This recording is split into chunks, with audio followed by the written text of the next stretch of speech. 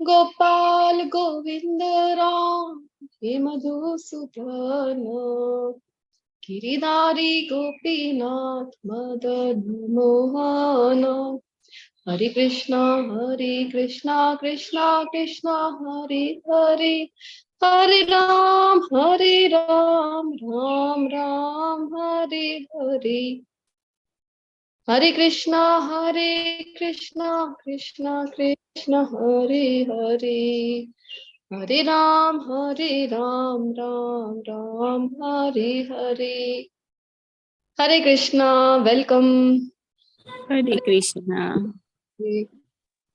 भक्ति जी, फाल्गुनी जी, अंकुर जी, जय श्री सेजपाल जी, कृपा जी, नीला जी, राजेंद्र जी, झंखना मोदी जी, भगवती जी, हरे कृष्णा खूब खूब स्वागत છે ઇસ્કોન મંદિર મંગળના વતી हरे कृष्णा।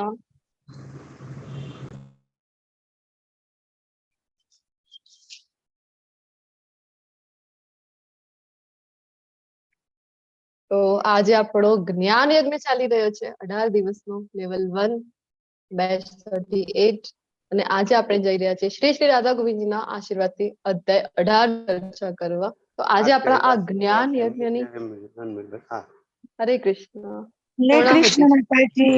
हरे कृष्णा खूब खूब स्वागत છે। તો શ્રી શ્રી રાધા ગોવિંદજીના ચરણોમાં વંદન કરી ભગવાનના શાશ્વત ભક્તો अर्जुन जी, श्रीला प्रभुपाद जी, परम पूज्य जय पताका स्वामी महाराज जी, नामादास प्रभु जी वंदन करी आज ना शिष्य की शुरुआत कर मंगला चरण। ओम अज्ञानतिमिरान्धस्य ज्ञानाञ्जनशलाकया चक्षुरुन्मीलितं येन तस्मै श्रीगुरुवे नमः। श्रीचैतन्यमनोभीष्टं स्थापितं येन भूतले स्वयं रूप कदा मह्यं ददाति स्वपदान्तिकम्।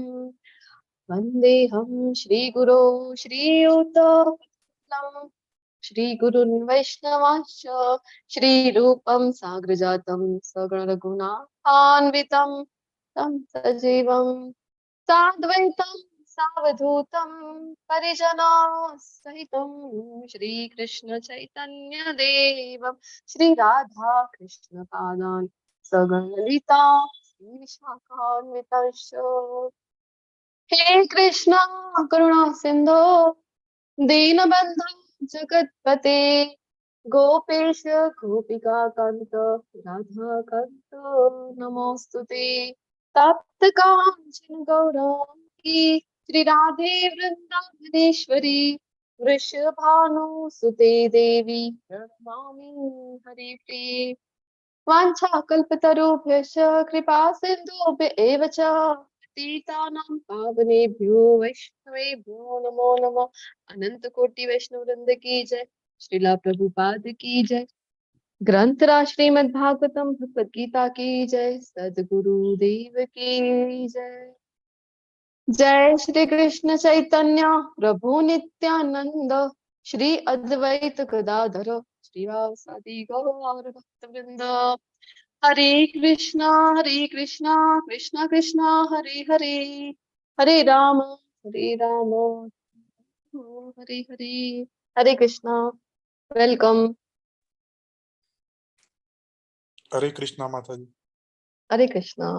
तो શરૂઆત કરીએ આજના અધ્યાયની જેનું નામ છે હરે કૃષ્ણ ખૂબ ખૂબ સ્વાગત છે મોક્ષ સંન્યાસ યોગ અધ્યાય 18 તો આમ જોવા જઈએ ને તો ભગવદ ગીતા છે ગઈકાલે તો પૂરી થઈ ગઈ છે ભગવાને એટલે કે એના પહેલા 17મા અધ્યાયમાં જ્યારે આપણે ક્લાસ લીધો હતો તો આપણે જોઈ ગયા હતા કે જે કંઈ પણ કરવું છે એન્ડમાં ભગવાને કન્ફ્યુઝન આપ્યું બધું 3 ગુણમાં અવસ્થિત બતાવ્યું હતું ભગવાને યજ્ઞ દાન તપ આહાર અને શ્રદ્ધા બધાના વિશે જણાવ્યું 3 ગુણમાં અવસ્થિત અને પછી એન્ડમાં જણાવ્યું હતું કન્ક્લુઝન જે છે તો તમે મને જણાવો ચલો યજ્ઞ છે એ કયા ગુણમાં અવસ્થિત કરવું જોઈએ 3 ગુણમાં ભણી ગયા હતા આપણે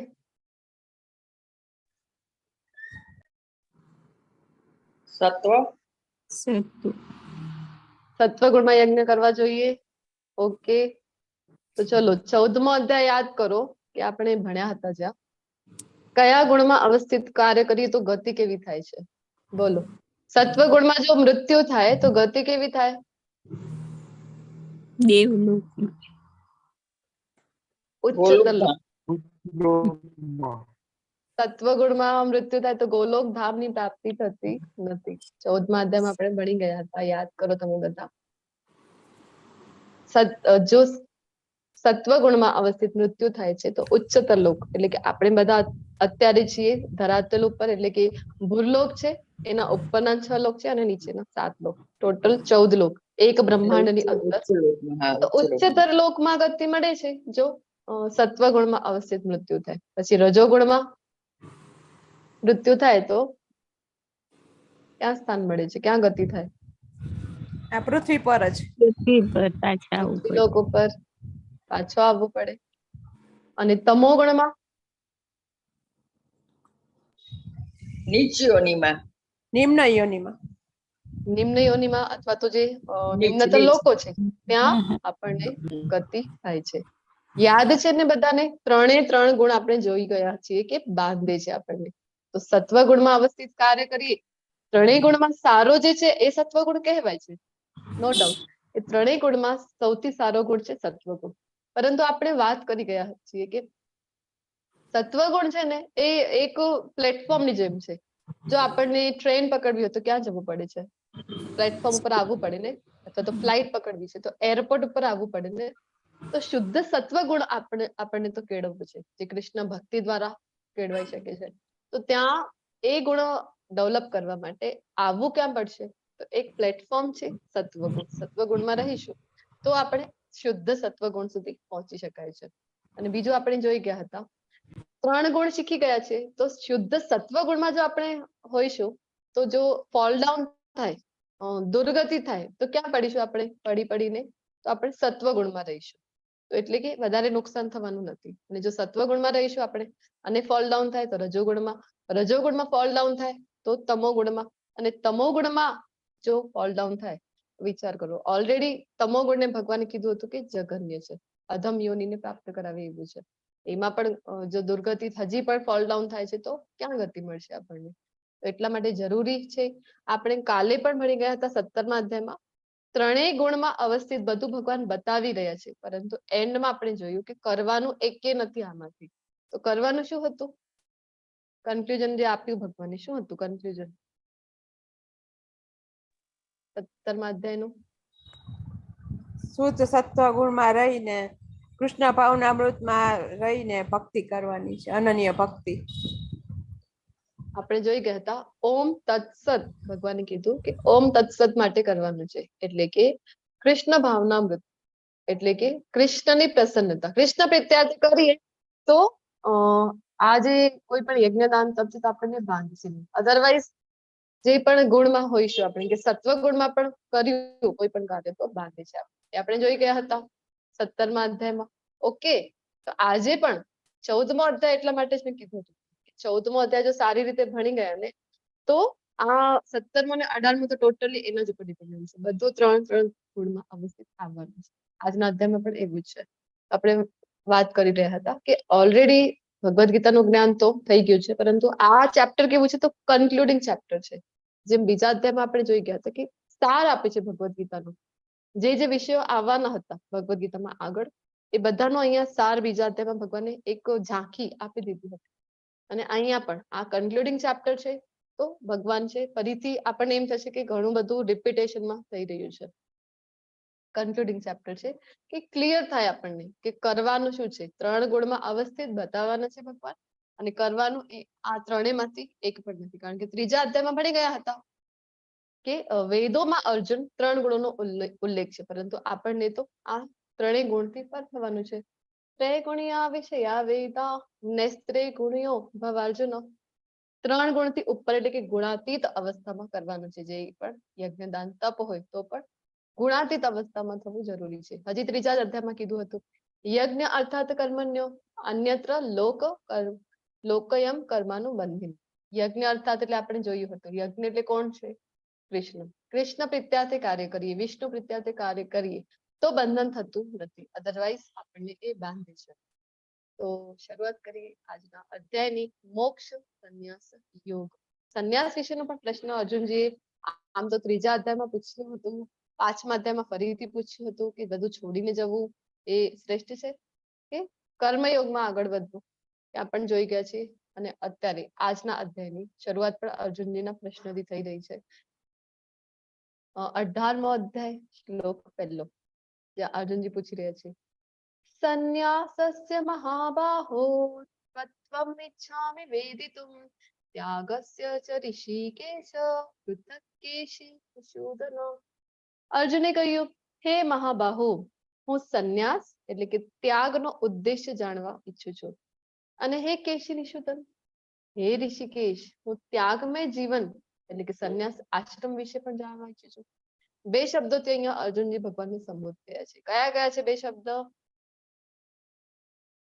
ઋષિકેશ અને કેશી નિષૂદન.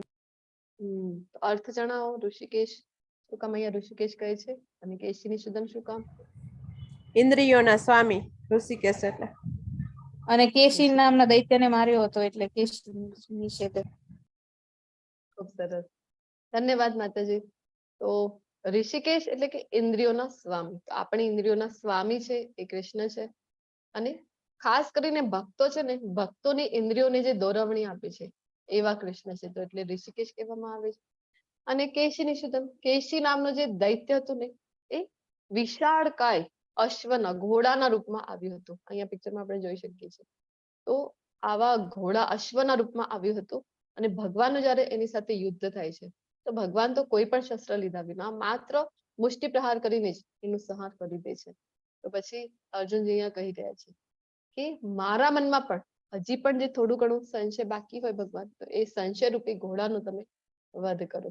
જેમ તમે કેશી દૈત્યનું કર્યું હતું જે ઘોડાના રૂપમાં આવ્યું હતું, એટલે કેશી નિષૂદન કહીને બોલાવી રહ્યા છે. સંન્યાસ આશ્રમ વિશે જાણવાની ઈચ્છા વ્યક્ત કરી રહ્યા છે. તો કેટલા આશ્રમ હોય છે વૈદિક સંસ્કૃતિ અનુસાર?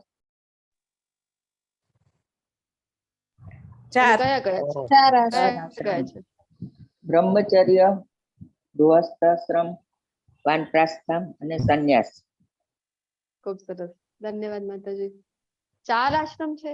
તો બ્રહ્મચર્ય આશ્રમ 25 એટલે કે 25% ટોટલ લાઈફ જો 100 years કાઉન્ટ કરીએ તો પહેલા 25 વર્ષ ક્યાં વિતાવવામાં આવતા હતા? ગુરુકુલમાં. ત્યાં બ્રહ્મચર્ય આશ્રમ હતું. બ્રહ્મચર્યનું પાલન કેવી રીતે કરવું એ બધું શિક્ષણ આપવામાં આવતું ગુરુકુલ. પછી 25 વર્ષની પાછળ શરૂ થાય છે ગૃહસ્થાશ્રમ. તો ગૃહસ્થાશ્રમમાં પ્રવેશ થાય અને 25 વર્ષ ગૃહસ્થાશ્રમમાં વિતાવવાના હોય છે. 50 વર્ષ થઈ ગયા એની પાછળ જે આશ્રમ શરૂ થાય છે, ઘર છોડીને વનમાં જવા માટે નીકળી જતા હતા. એ સમયની વાત છે, વૈદિક સમયની. તો વાનપ્રસ્થાશ્રમ જેને કહેવામાં આવતું હતું. અને ચોથું જે હતું 75 વર્ષની પાછળ એ હતું સંન્યાસ આશ્રમ. સંન્યાસ આશ્રમ બધા લેતા નહોતા, બધા વર્ણ માટે નહોતું. એ 4 વર્ણ છે ને, કયા કયા છે 4 વર્ણો? બ્રાહ્મણ, ક્ષત્રિય, બ્રાહ્મણ, ક્ષત્રિય, વૈશ્ય વૈશ્ય અને ક્ષુદ્ર. તો બધા માટે આ સંન્યાસ આશ્રમ નહોતું. તો અહીંયા અર્જુનજી પૂછી રહ્યા છે કે સંન્યાસ આશ્રમ વિશે હજી વધારે જાણવું છે એમને. સંન્યાસ એટલે કે ત્યાગ જે છે એના વિશે પણ હજી થોડું ઘણું જો કોઈને કન્ફ્યુઝન રહી ગયું હોય એટલા માટે એક ક્લિયર કરવા માટે અર્જુનજી અહીંયા પ્રશ્ન પૂછી રહ્યા છે. તો ભગવાન આગળ જણાવી રહ્યા છે કે ભૌતિક ઈચ્છા પર આધારિત કાર્યોના પરિત્યાગને વિદ્વાનો સંન્યાસ કહે છે. જે વિદ્વાનો છે એ કહે છે કે ભૌતિક ઈચ્છાથી જે રિલેટેડ છે એટલે મટીરિયલિસ્ટિક વર્લ્ડ થી રિલેટેડ છે એને જો આપણે ત્યાગ કરી દઈએ કે પેલું ટેસ્ટી ખાવાનું શોખ છે એ છોડી દઈએ, પછી સારો પહેરવાનું, સારી જગ્યા ઉપર રહેવાનું, એ બધું જે છે તો એને છોડી દો. તો આને વિદ્વાનો કહે છે કે ત્યાગ, સંન્યાસ અથવા તો ત્યાગ. અને સર્વ કર્મોના ફળ ત્યાગને બુદ્ધિશાળી લોકો ત્યાગ કહે છે. તો બુદ્ધિશાળી લોકો હજી કોને ત્યાગ કહે છે? જે ભગવાન ભગવદ ગીતામાં બીજા જ અધ્યાયથી આપણને જણાવી રહ્યા છે. કર્મ, નિયત કર્મ તો કરવું પડે, પરંતુ જણાવી રહ્યા છે કે ફળ પ્રત્યે અનાસક્ત. તો એ જ બુદ્ધિશાળી ભગવાને કોને કીધું છે?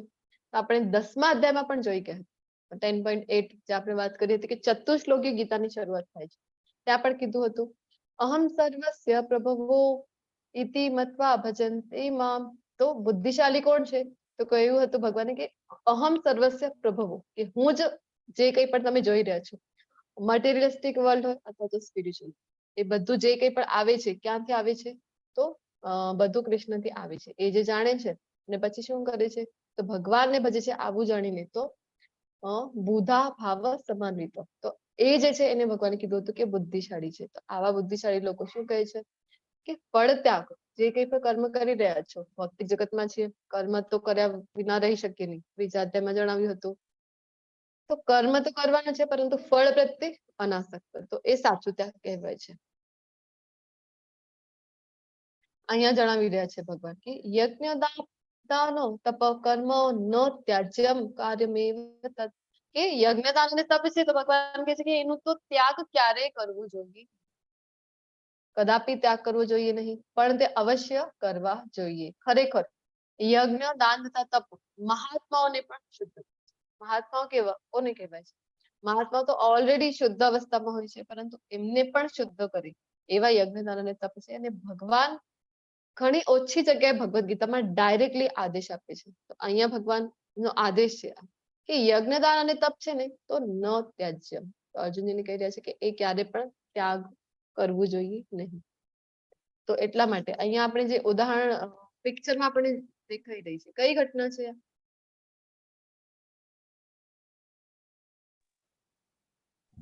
દક્ષ પ્રજાપતિ ને શંકર ભગવાન. શંકર ભગવાન દક્ષ પ્રજાપતિ. દક્ષ ક્યારની ઘટના છે યજ્ઞ કર્યો તો ને દક્ષે દક્ષ ત્યાર પ્રજાપતિ પછીનો, યજ્ઞ ત્યાર કર્યું હતું પછીનો. હા ત્યાર પછીનો છે.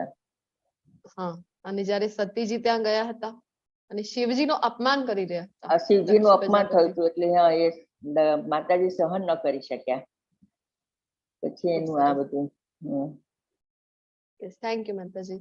તો સતીજી ત્યારે ખૂબ ખોટું લાગ્યું હતું કે શિવજીનું આટલું બધું અપમાન કરી રહ્યા હતા દક્ષ પ્રજાપતિ તો પોતાનું જે શરીર છે અગ્નિ માં જે અગ્નિને સમર્પિત કરી દે છે સતીજી તો શિવજી ખૂબ જ ગુસ્સે થઈ જાય છે એ સમય અને દક્ષ પ્રજાપતિ છે ને એનું શીશ છે એ ધડથી અલગ કરી નાખ્યું હતું પરંતુ ભગવાનનો આદેશ છે ને કે યજ્ઞ દાન અને તપ છે એ તો કરવા જ જોઈએ ક્યારે પણ એનો ત્યાગ કરવો જોઈએ નહીં પછી શિવજી એમને ફરીથી માથું આપે છે બકરાનું માથું આપે છે અને કહે છે કે તમે જે યજ્ઞ અધૂરો છોડ્યો છે એને તમે પૂર્ણ કરો તો શિવજી પણ યજ્ઞ પૂરો કરવા માટે અહીંયા પ્રોત્સાહિત કરે છે દક્ષ પ્રજાપતિની એ ઘટના છે. તો જો એ સમય આપણને એમ થાય છે ને કે અત્યારની જે આપણી ટેકનોલોજી છે ને એ તો ખૂબ આગળની ટેકનોલોજી છે મોડર્ન સાયન્સ છે આપણી પાસે પરંતુ એ સમયની ટેકનોલોજી છે તો બકરાનું માથું આપ્યું તો એનો અર્થ એ નથી કે દક્ષ પ્રજાપતિ છે હવે અહીંયા મોડર્ન સાયન્સ નું કેવું કહેવું છે કે બધું બ્રેન ઉપર ડિપેન્ડન્ટ છે બ્રેન જો બકરાનું આવી ગયું તો પછી બકરા જેવી જ બિહેવિયર કરવા લાગી જાય તો દક્ષ પ્રજાપતિ એ એવું કર્યું નહીં એમણે તો યજ્ઞ પૂરો કર્યો એમને તો પૂરી પહેલાની જે સ્મૃતિ હતી એ એઝ ઇટ ઇઝ હતી તો શિવજી પણ અહીંયા પ્રોત્સાહિત કરી રહ્યા છે યજ્ઞ માટે આગળ કહે છે કે આ બધા કાર્યો કોઈ પણ પ્રકારની આસક્તિ કે ફળની આશા રાખ્યા વગર કરવા જોઈએ યજ્ઞ દાન અને તપ છે કર્તવ્ય સમજીને કરવા છે એની પહેલા પણ 17મા અધ્યાયમાં પણ આપણે ભણી ગયા છે કે ભગવાને કીધું હતું કે નિયત કર્તવ્ય સમજીને કરવામાં આવવા જોઈએ યજ્ઞ દાન અને તપ છે હે પૃથા પુત્રો આ કાર્યો કર્તવ્ય સમજીને કરવા જોઈએ આ જ મારો અંતિમ મત છે પોતાનું કર્તવ્ય સમજીને આપણે કરીએ તો ભગવાન કહે છે કે એ સારું કહેવાય છે. હવે ત્યાગના પ્રકાર અહીંયા ભગવાન જણાવવા જઈ રહ્યા છે ત્યાગના 3 પ્રકાર એટલે કે આપણે વાત કરીએ બધું 3 ગુણમાં તો સૌપ્રથમ જણાવી રહ્યા છે કે તામસિક ત્યાગ કેવું છે તો નિર્દિષ્ટ કર્તવ્યોને કદાપી ત્યજવા ન જોઈએ જો કોઈ મનુષ્ય મોહવશ પોતાના નિયત કર્તવ્યને ત્યજી દે છે તો એવા ત્યાગને તામસી કહેવામાં આવે છે તામસિક લોકો છે એમની તો બુદ્ધિ કેવી હોય છે આપણે 14મા અધ્યાયમાં ભણી ગયા તો એમની બુદ્ધિ જ ભ્રમિત થયેલી હોય છે આળસ ઉન્માદ આ બધા લક્ષણો હતા ને તમોગુણના તો તમોગુણના જે લક્ષણો છે તમોગુણના લીધે આવા લક્ષણોના લીધે સમજ જ નથી પડતી એમને કે કરવું શું જોઈએ કર્તવ્ય શું છે મારું અને ત્યાગી દે છે જે પોતાનું કર્તવ્ય બધી દુર્લક્ષ્ય કરે છે આવું જે ત્યાગ છે તો ભગવાન કહે છે કે તામસિક છે તમોગુણમાં અવસ્થિત હોય છે. જે મનુષ્ય નિયત કર્મોને કષ્ટપ્રદ સમજીને શારીરિક ક્લેશના ભયથી ત્યજે છે એક તો કષ્ટપ્રદ છે મારી જય સ્વામી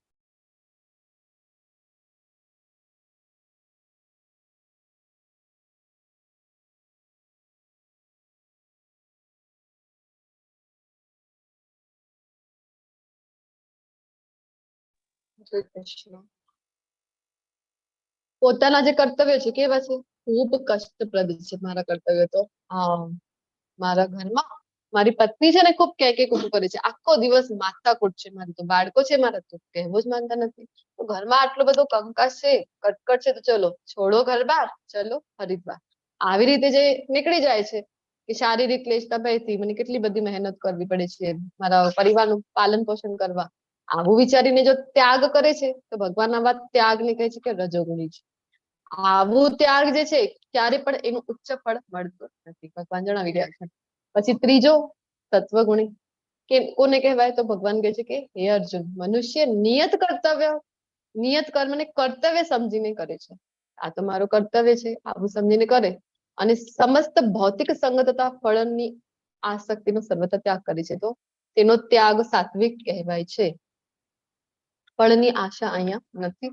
અને ભૌતિક સંગમાં રહીશું તો ક્યારે પણ આપણને સત્વગુણ સુધી પહોંચી શકાય. કારણ કે ભૌતિક સંગ જે આજુબાજુ છે બધું કઈ મેળવવા માટે કરતા હોઈએ છીએ, ફળની આશા સાથે જે જોડાયેલું છે તો રજોગુણી કહેવાય છે. એટલે કે આપણી આજુબાજુ જે સંગ હોય છે, ભૌતિક સંગ છે, તો મેક્સિમમ કેવો હોય છે, રજોગુણી અથવા તો તમોગુણી. તો એમનો સંગ કરીશું આપણે તો એ આપણને કહેશે આ શું ભગવદ ગીતાના ક્લાસીસ લઈને બેસી ગયા છો, આ ઉંમર છે તમારી, હરે કૃષ્ણ જપ કરો છો તમે અત્યારથી માળા.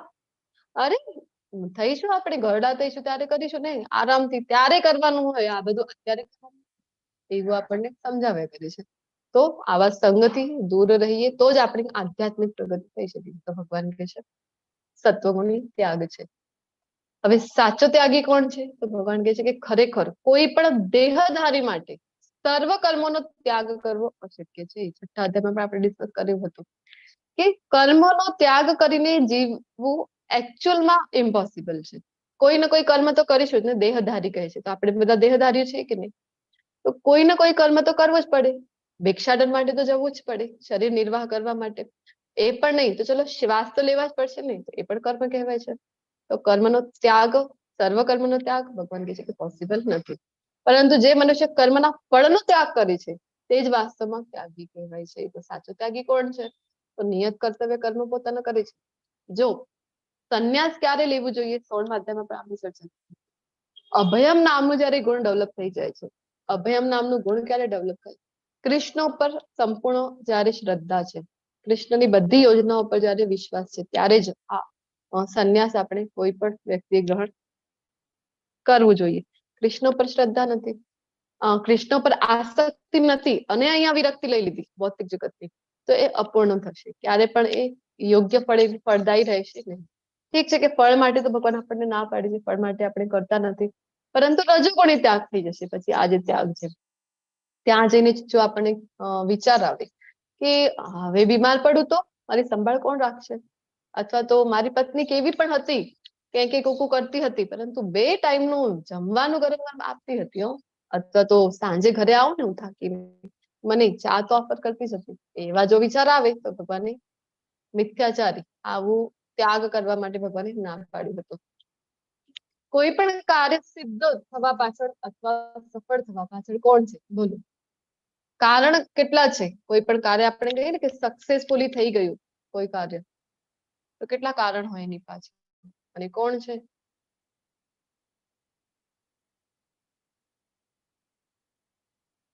હરે કૃષ્ણ. 5 કારણ. 5 કારણ છે, એ કયા કયા છે? કયા કયા છે નથી લખ્યું મેં. અચ્છા, ગઈ એકાદ વખત બે મેં કીધું કે 5 કારણો આપ બોલ્યા છો પણ લખવાનું રહી ગયું છે. તો આજે લખી એકાદ લઉં. બે યાદ હોય તો એ જણાવી દો. ચલો. ના એક પણ યાદ નથી. હરે કૃષ્ણ માતાજી. હરે કૃષ્ણ પુષ્પાજી. 5 કારણોમાં જે શરીર છે એક, એટલે શરીરથી જે કાર્યો થાય છે એ છે. પછી બીજું છે કર્તા, પછી છે વિભિન્ન ઇન્દ્રિયો અને અનેક પ્રયાસો અને અંતે પરમાત્મા. Thank you Pushpaji. Thank you Benaji. Yes, તો કોઈ પણ કાર્ય સફળ થાય તો આપણને શું થાય, આપણે આજકાલ જે સાંભળતા હોઈએ ને, બસ આપણા હાથમાં છે, મહેનત કરો તો થઈ જાય, આપણા ઉપર છે. અથવા તો બધી જગ્યાએ આપણને શું જાણવા મળે છે, આ બધા મોટિવેશનલ સ્પીકર જે આપણને જણાવે છે जे इच्छा करिए એ થઈ જાય છે। किसी चीज को अगर पूरी शिद्दत से चाहो तो पूरी कायनात तुम्हें वो दिलाने में जुट जाती है। આવા બધા ડાયલોગ્સ આપણે સાંભળતા હોઈએ છીએ કે નહીં? તો આવું શિદ્દતથી કોઈ પણ વસ્તુને ચાહીએ અથવા તો લો ઓફ એટ્રેક્શન કે બસ વિચારવાનું છે, કઈ કરવાનું જ નથી, વિચારો, સારો વિચારો તો સારું થશે। આવી રીતે માત્ર વિચાર કરવાથી કોઈ પણ કાર્ય છે આપણું સિદ્ધ થતું નથી। ભગવાન આપણને ભગવદ ગીતામાં જણાવે છે 5 કારણો છે। કયા કયા છે? તો હે મહાબાહુ અર્જુન, વેદાંત અનુસાર, હવે વેદાંતમાં ઘણી બધી વાતો છે, તત્વજ્ઞાન છે જે આપણે સમજવું થોડું ડિફિકલ્ટ હોય છે, પરંતુ ભગવદ ગીતામાં 13મા અધ્યાયમાં પણ ભગવાને વેદાંતના અમુક દૃષ્ટાંતો આપેલા હતા, અહીંયા પણ આપી રહ્યા છે। તો જે જરૂરી છે ઇઝીલી આપણે સમજી શકાય એવા ભગવાન આપણને અહીંયા સમજાવે છે ભગવદ ગીતામાં કે વેદાંત અનુસાર સર્વ કર્મોની સિદ્ધિ માટે 5 કારણ હોય છે। આપણને એમ થાય ને કે કોઈ વ્યક્તિ છે, 2 બાળકો છે, એક્ઝામ આપી રહ્યા છે, ઓકે, ધારો કે 10th બોર્ડની એક્ઝામ અથવા તો 12th બોર્ડની એક્ઝામ આપી રહ્યા છે, તો 2 બાળકોમાં ફરક હોય। એક બાળક છે સતત હાર્ડવર્ક કરી રહ્યો છે, ખૂબ ભણી રહ્યો છે, અને બીજા બાળકને આપણે જોઈએ તો બીજું બાળક છે ને એ તો બસ રમત ગમતમાં જ વધારે એનો ટાઈમ જતો હોય, અને એન્ડ ટાઈમમાં જયારે એક્ઝામ આવવાની હતી ત્યારે જ ભણ્યું, તો પણ બીજા બાળકનું ક્યારેક ક્યારેક એવું થાય ને કે રિઝલ્ટ બીજા બાળકનું સારું આવી જાય, અથવા તો જોબ માટે ઇન્ટરવ્યુ છે તો એવા બીજા વ્યક્તિની જેને એફર્ટ ઓછા કર્યા હતા તો પણ એનું સિલેક્શન થઈ જાય છે। શું કામ? તો આ 5 કારણો છે। કેવળ માત્ર આપણે પોતે પોતાની જાતને કારણ માનીએ તો યોગ્ય નથી। ભગવાન ભગવદ ગીતામાં કહે છે કે 5 કારણ છે। કયા કયા છે? તો તે વિશે મારી પાસેથી સાંભળ। પહેલું કારણ કયું? તો કર્મનું સ્થાન, એટલે કે આ શરીર હોય,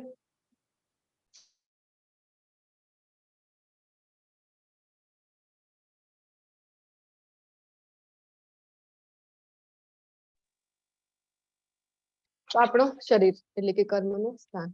બીજો છે કર્તા, એટલે કે જે કરનાર, આપણે પોતે, આપણે કારણ છે પરંતુ માત્ર આપણે પોતે જ કારણ નથી, હજી બીજા કારણો છે। કયા કયા છે? તો વિભિન્ન ઇન્દ્રિયો છે ને, ઇન્દ્રિયો દ્વારા આપણે કાર્ય કરતા હોઈએ છીએ। હાથ છે, હાથથી લખતા હોઈએ છીએ, આંખોથી જોતા હોઈએ છીએ, આવી રીતે વિભિન્ન ઇન્દ્રિયો, અનેક પ્રકારના પ્રયાસો, પછી ઇન્દ્રિયો દ્વારા જે આપણે પ્રયાસ કરીએ, જેમ આપણે અત્યારે વાત કરી, કાન છે તો કાનથી સાંભળી રહ્યા છીએ, આંખથી જોઈ રહ્યા છીએ, હાથથી લખી રહ્યા છીએ, અથવા તો કોઈ કાર્ય કરી રહ્યા છીએ। આ 4 થઈ ગયા ને, તો 5મું કારણ છે જે સૌથી મહત્વનું છે, કયું છે? તો પરમાત્મા। આ 5 પ્રકારના કારણ છે। તો ઘણી વાર એવું થાય ને કે આપણે ખૂબ મહેનત કરીએ, આપણા હાથમાં શું છે? મહેનત કરવાની, ખૂબ હાર્ડવર્ક કરીએ, નહીં તો કરવાનું જ છે। ભગવાન પોતે પણ ભગવદ ગીતામાં આપણને એ જ સમજાવે છે, નિયત કર્તવ્ય છે આપણા, એ કરવાના છે, મહેનત આપણે આપણો પોતાનો 100% ઇનપુટ આપવાનું છે। પરંતુ હવે એ સિદ્ધ થવા માટે કોણ કારણ છે? આ 5 કારણો છે। ભગવાનની પણ ઈચ્છા, જો માયાદેવી છે ને ભગવાનની ઈચ્છા લે છે, એટલે ભગવાન છે માયાદેવીને પૂછે છે કે કર્મો કેવા હતા પહેલાના, જે મુજબના કર્મો હતા એ મુજબ પરમિશન આપવામાં આવે છે, કે કર્મો સારા હતા તો એ કાર્ય સિદ્ધ થવા માટેની પરમિશન આપવામાં આવે છે। તો પરમાત્માની પણ ઈચ્છા હોય ત્યારે કોઈ પણ કાર્ય સિદ્ધ થાય છે। માટે જે મનુષ્ય આ 5 કારણોનો વિચાર કર્યા વિના માત્ર પોતાને જ એકમાત્ર કર્તા માને છે તે નિસંદેહ બુદ્ધિમાન નથી। તો આવા વ્યક્તિને ભગવાન કહે છે કે વધારે બુદ્ધિમાન નથી, અને એ વસ્તુને યથાર્થ રૂપે જોઈ શકતો નથી, કે બસ તમે માત્ર વિચાર કરો, વિચાર આકર્ષણ કરો, તમે વિચાર આકર્ષણનો જે સિદ્ધાંત લો ઓફ એટ્રેક્શન સાંભળીએ છે, તો ભગવાન એમને વધારે બુદ્ધિમાન અહીંયા ઘોષિત કરતા નથી, કે તમે વધારે બુદ્ધિમાન નથી, જો તમે આવું જ વિચારો છો કે માત્ર વિચારવાથી જ મને આ વસ્તુ પ્રાપ્ત થઈ જાય, તો ના પાડે છે ભગવાન। હવે જ્ઞાનના પ્રકાર બતાવી રહ્યા છે। જ્ઞાન જે ખૂબ જ મહત્વનું છે, આપણે અત્યારે જે બધા અધ્યાયો લઈ રહ્યા હતા 13માંથી 18મા સુધીના જ્ઞાન યોગના છે, ત્યારે જ આપણે ચર્ચા કરી ગયા હતા કે જ્ઞાન ખૂબ જરૂરી છે। તો જે જ્ઞાનથી અસંખ્ય રૂપોમાં વિભક્ત થયેલા સર્વ જીવોમાં એક જ અવિભક્ત આધ્યાત્મિક પ્રકૃતિ જોવામાં આવે છે, તે જ્ઞાનને સાત્વિક જાણવું। બધા જ જે કોઈ પણ જીવ માત્ર છે, માત્ર મનુષ્ય નહીં, જેટલા પણ જીવ માત્ર છે, બધા જ જીવોમાં પરમાત્મા સ્વરૂપે બધાના હૃદયમાં વિરાજમાન કોણ છે? કૃષ્ણ છે। આવું જો જોઈ શકાય છે તો ભગવાન કહે છે કે આ જ્ઞાન તમારું કેવું કહેવાય? સાત્વિક જ્ઞાન છે। એક વખતની ઘટના છે કે પ્રભુપાદજી ની સાથે એક રૂમમાં હજી 3 ડિવોટીસ હતા। 4 ડિવોટીઝ હતા અને એક પ્રભુપાદજી, આવી રીતે. તો પ્રભુપાદજી ત્યારે પૂછી રહ્યા હતા બધાને. પહેલા ડિવોટીને પૂછ્યું કે આ રૂમમાં કેટલા જણ છે? 3 ડિવોટીઝ અને એક પ્રભુપાદજી. આવી રીતે હતું. તો પહેલા ડિવોટીને પૂછ્યું કે કેટલા જણ છે આ રૂમમાં? તો પહેલા ડિવોટીએ કીધું કે આ રૂમમાં તો આપણે 4 જણા છીએ. પછી બીજા ડિવોટીને પૂછ્યું, એમના શિષ્યો હતા, તો બીજા શિષ્યને પૂછ્યું તો એને કીધું કે આપણે ને અહીંયા 8 જણા છીએ. પછી ત્રીજાને પૂછ્યું તો ત્રીજાએ કીધું કે 5 જણા છીએ ટોટલ આપણે. તો પ્રભુપાદજી પહેલો જે શિષ્ય હતો એમને કીધું તારું જવાબ તો ખોટું છે કે 4 જ જણા છીએ. તે કીધું આપણે 4 છીએ માત્ર, એ ખોટું છે. બીજાને કીધું કે 8 કેવી રીતે? તો બીજા શિષ્યએ કીધું કે આપણે 4, અમે 3, તમે 1, 4. અને આપણા બધામાં જે પરમાત્મા સ્વરૂપે કૃષ્ણ છે, તો આ 4 એ 8 થઈ ગયા. પ્રભુપાદજીએ કીધું કે રોંગ. ત્રીજાને પૂછ્યું તો ત્રીજાએ કીધું કે આપણે બધા 4 અને આપણા બધાના હૃદયમાં પરમાત્મા સ્વરૂપે જે કૃષ્ણ છે એક જ છે. તો આપણે ભિન્ન ભિન્ન લાગે છે, પરંતુ કૃષ્ણ પરમાત્મા સ્વરૂપે તો એક જ છે. તો એ 5માં પ્રભુપાદજીએ કીધું આ સાચો જવાબ છે. તો આવી રીતે કોઈ જોઈ શકે છે કે બધા જ જીવોમાં કૃષ્ણ છે. તો એ જ્ઞાન છે સાત્વિક જ્ઞાન. જે જ્ઞાનથી મનુષ્ય જુદા જુદા શરીરોમાં જુદા જુદા પ્રકારના જીવો હોય છે, એ જ્ઞાનને તો રજોગુણી જાણ. આ વ્યક્તિ આ મારો મિત્ર છે, આ મારો શત્રુ છે, આ મારા ગામનો છે, આ મારા દેશનો છે, આ તો વિદેશી છે, આ બીજા ગામનો છે. આવી રીતે જો જોઈએ બધાને અલગ અલગ રીતે, તો રજોગુણી જ્ઞાન છે. અને તે જ્ઞાન તામસી કહેવાય છે કે જેનાથી મનુષ્ય અતિ તુચ્છ એવા કોઈ પણ પ્રકારના કાર્યને સર્વે સર્વા માનીને તથા સત્યને જાણ્યા વિના તેમાં જ આસક્ત રહે છે. જે કંઈ આપણે ભણતા હોઈએ છીએ નાના હોઈએ ત્યારથી લઈને, જે આપણી એજ્યુકેશન સિસ્ટમ છે, મોડર્ન એજ્યુકેશન, મેકોલેસ એજ્યુકેશન સિસ્ટમ, એમાં જે કંઈ આપણે ભણ્યા છીએ, કેટલી બધી વસ્તુ એવી ભણ્યા છે આપણે કે ક્યારે પણ કામ લાગવાની નથી. અને જયારે ભણી રહ્યા હતા ત્યારથી લઈને આપણે શું માન્યું કે આ જ જ્ઞાન તો સર્વે સર્વા છે, આવું જ માનીને આપણે ભણ્યા હતા. a+b whole square equal to a² + 2ab + b², આવું બધું ફોર્મ્યુલા જે કંઈ ભણ્યા છે કેમ આપણને યુઝ થાય છે? કેટલું બધું આપણે તો મેથ્સમાં તો ભણ્યા છીએ, સ્ક્વેર રૂટ કાઢવાનું, અંડર રૂટમાં પછી કોમ્પ્લેક્સ નંબર હોય છે એનું બધું ઇક્વેશન્સ, કેટલા ડિફિકલ્ટ ઇક્વેશન સોલ્વ કર્યા હતા, એક્સ વાય આ બધું માનીને. ક્યાં યુઝ થાય છે આપણને આગળ જઈને? ક્યાં યુઝ થયું નથી. તો પણ આપણે એને સર્વે સર્વા માનીને ભણ્યા હતા. તો આવું જ્ઞાન છે તમોગુણ છે. જરૂરી છે અહીંયા ભૌતિક જગતમાં છે તો એ જ્ઞાન પ્રાપ્ત કરવું, કારણ કે આપણી જેવી અત્યારની સિસ્ટમ બની ગઈ છે તો ધન અર્જિત કરવા માટે એ શિક્ષણ લેવું પણ જરૂરી છે. પરંતુ સાથે સાથે આધ્યાત્મિક જ્ઞાન પણ હોવું ખૂબ જરૂરી છે. આ ખાલી સનાતન ધર્મમાં જ એવું આપણને જોવા મળે છે કે આ જે જ્ઞાન છે ને એ આપવામાં આવતું નથી. એક જ આપણે તો જે ભણી રહ્યા છે તો એ જ આપણે જ્ઞાન લેતા હોઈએ છીએ. બાકી આપણે બીજી બધી ધર્મ વ્યવસ્થામાં જોઈએ ને તો જ્યારથી નાના હોય છે ને બાળકો, ત્યારથી જ એમને એમના ધર્મ પ્રત્યેનું જ્ઞાન આપવામાં આવે છે સાથે સાથે જ. પરંતુ આપણે સનાતનીઓ જ આજકાલ એવા થઈ ગયા છે કે આધ્યાત્મિક જ્ઞાનથી આપણા બાળકોને વંચિત રાખીએ છીએ અને પરિણામ આપણી આંખોની સમક્ષ છે. કેરલા સ્ટોરી જેવી મૂવીઝ આવી ત્યારે આપણે જોઈ ગયા છીએ કે કેવું બધું થાય છે. તો સૌથી મોટો એમાં જે કોઈનો ફોલ્ટ હોય, કોઈની મિસ્ટેક હોય તો આપણી જ છે, કારણ કે આપણા બાળકોને, આપણી નેક્સ્ટ જનરેશનને આપણે એ જ્ઞાનથી અવગત કરાવતા જ નથી. આપણે પોતે ભગવદ્ ગીતાનું નિયમિત પઠન કરતા જ નથી.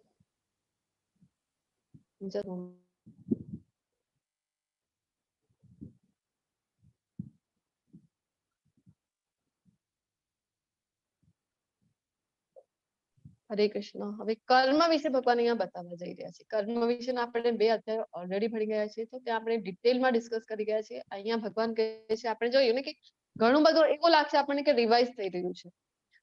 જે કર્મ નિયત થયેલું છે અને જે આસક્તિ, રાગ કે દ્વેષથી રહિત અને ફળની ઈચ્છા રાખ્યા વગર કરવામાં આવે છે તે સાત્વિક કહેવાય છે. ફળની ઈચ્છા રાખવાની નથી, જે સ્ટાર્ટિંગથી ભગવદ્ ગીતામાં કહેવામાં આવેલું છે ભગવાન દ્વારા. તો આવું જ કર્મ છે તો ભગવાન કહે છે સાત્વિક છે.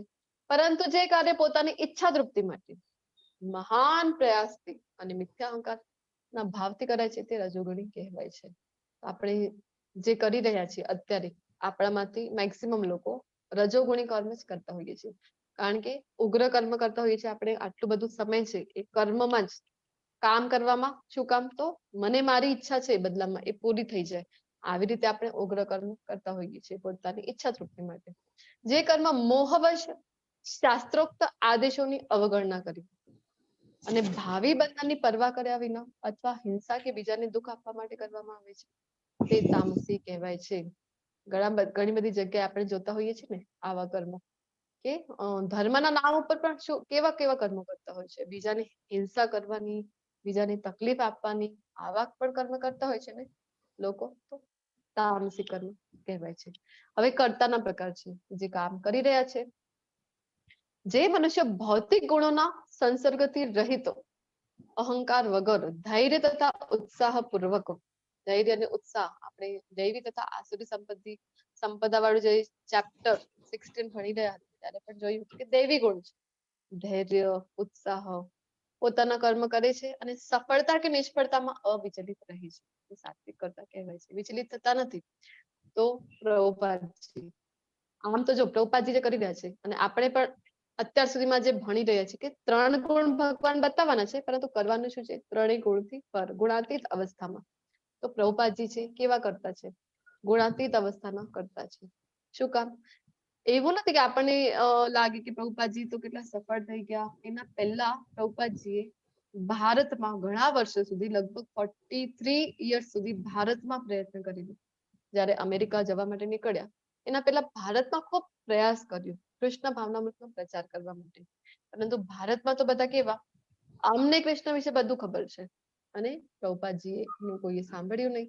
લીગ ઓફ ડિવોટીઝ નામની જે સંસ્થા છે, નામનું એક ગ્રુપ હતું, ગ્રુપ ઓફ ડિવોટીઝ નું, તો લીગ ઓફ ડિવોટીઝ નામનું ઝાંસીમાં પ્રભુપાદજીએ ખોલ્યું હતું અને ત્યાં ભક્તો જોડાયા હતા અમુક સંખ્યામાં, પરંતુ વધારે સમય સુધી પ્રભુપાદજી સાથે સંકળાયેલા રહ્યા નહીં અને એમ જ માનતા હતા કે અમને તો બધું જ ખબર છે.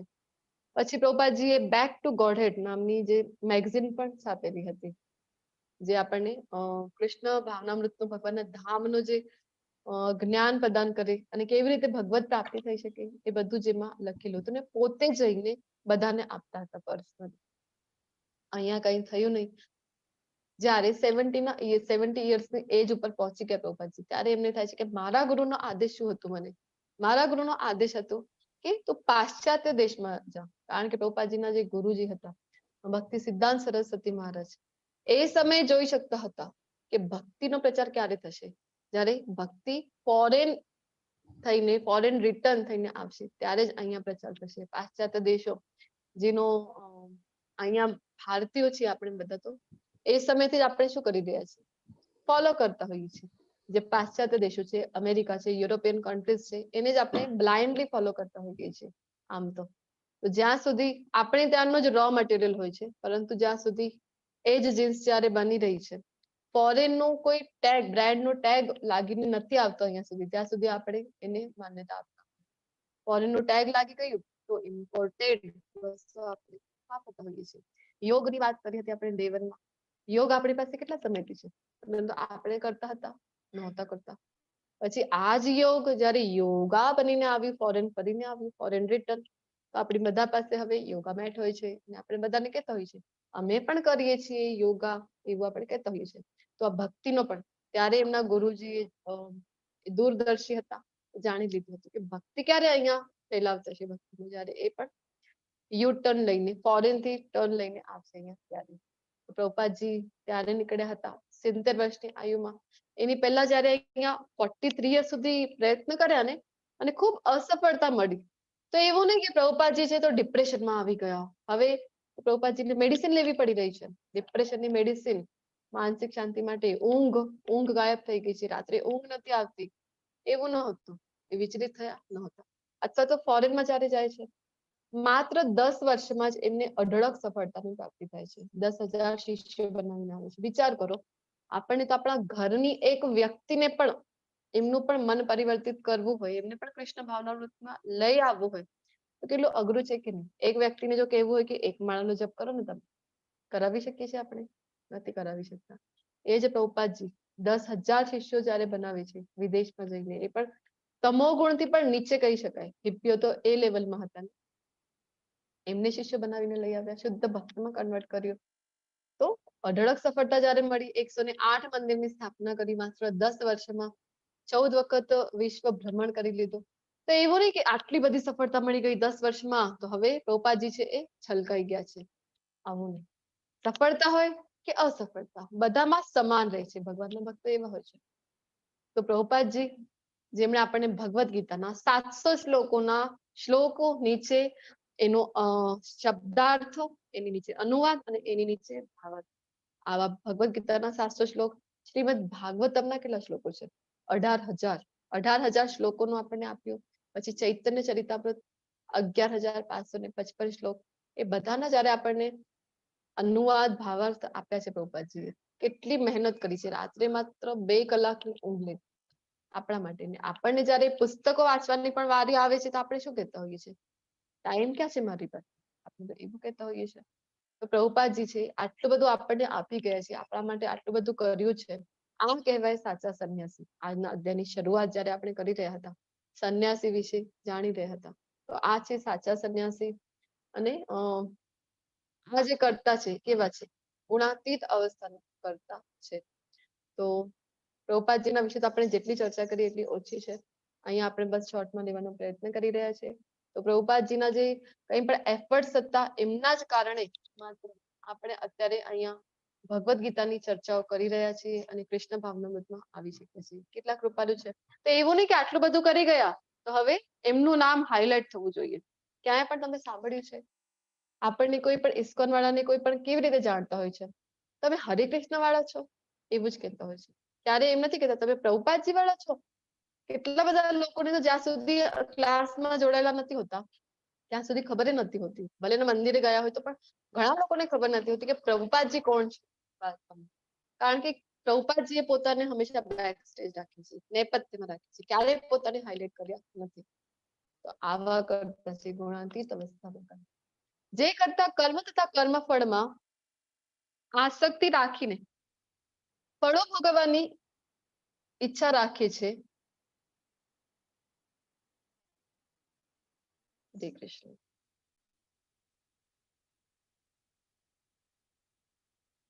ફળો ભોગવવાની ઈચ્છા રાખે છે તથા જે લોભી હંમેશા ઈર્ષા કરનાર, અપવિત્ર તથા સુખ દુઃખથી વિચલિત કરનારો હોય છે તે રાજસી અર્થાત રજોગુણી કહેવાય છે. પણ મહેનત મારી છે, ફળ તો મને મળવા જોઈએ. ફળની ઈચ્છા સાથે જે કરતા હોય છે, કર્મના ફળમાં આસક્તિ છે. પછી તો લોભી છે, જેટલું મળે ને એટલું ઓછું જ લાગે છે. બસ 3 BHK મકાન મળી પણ ગયું તો 4 BHK હોવું જોઈએ, તો તમારે તો ડ્યુપ્લેક્સ બંગલો હોવો જોઈએ.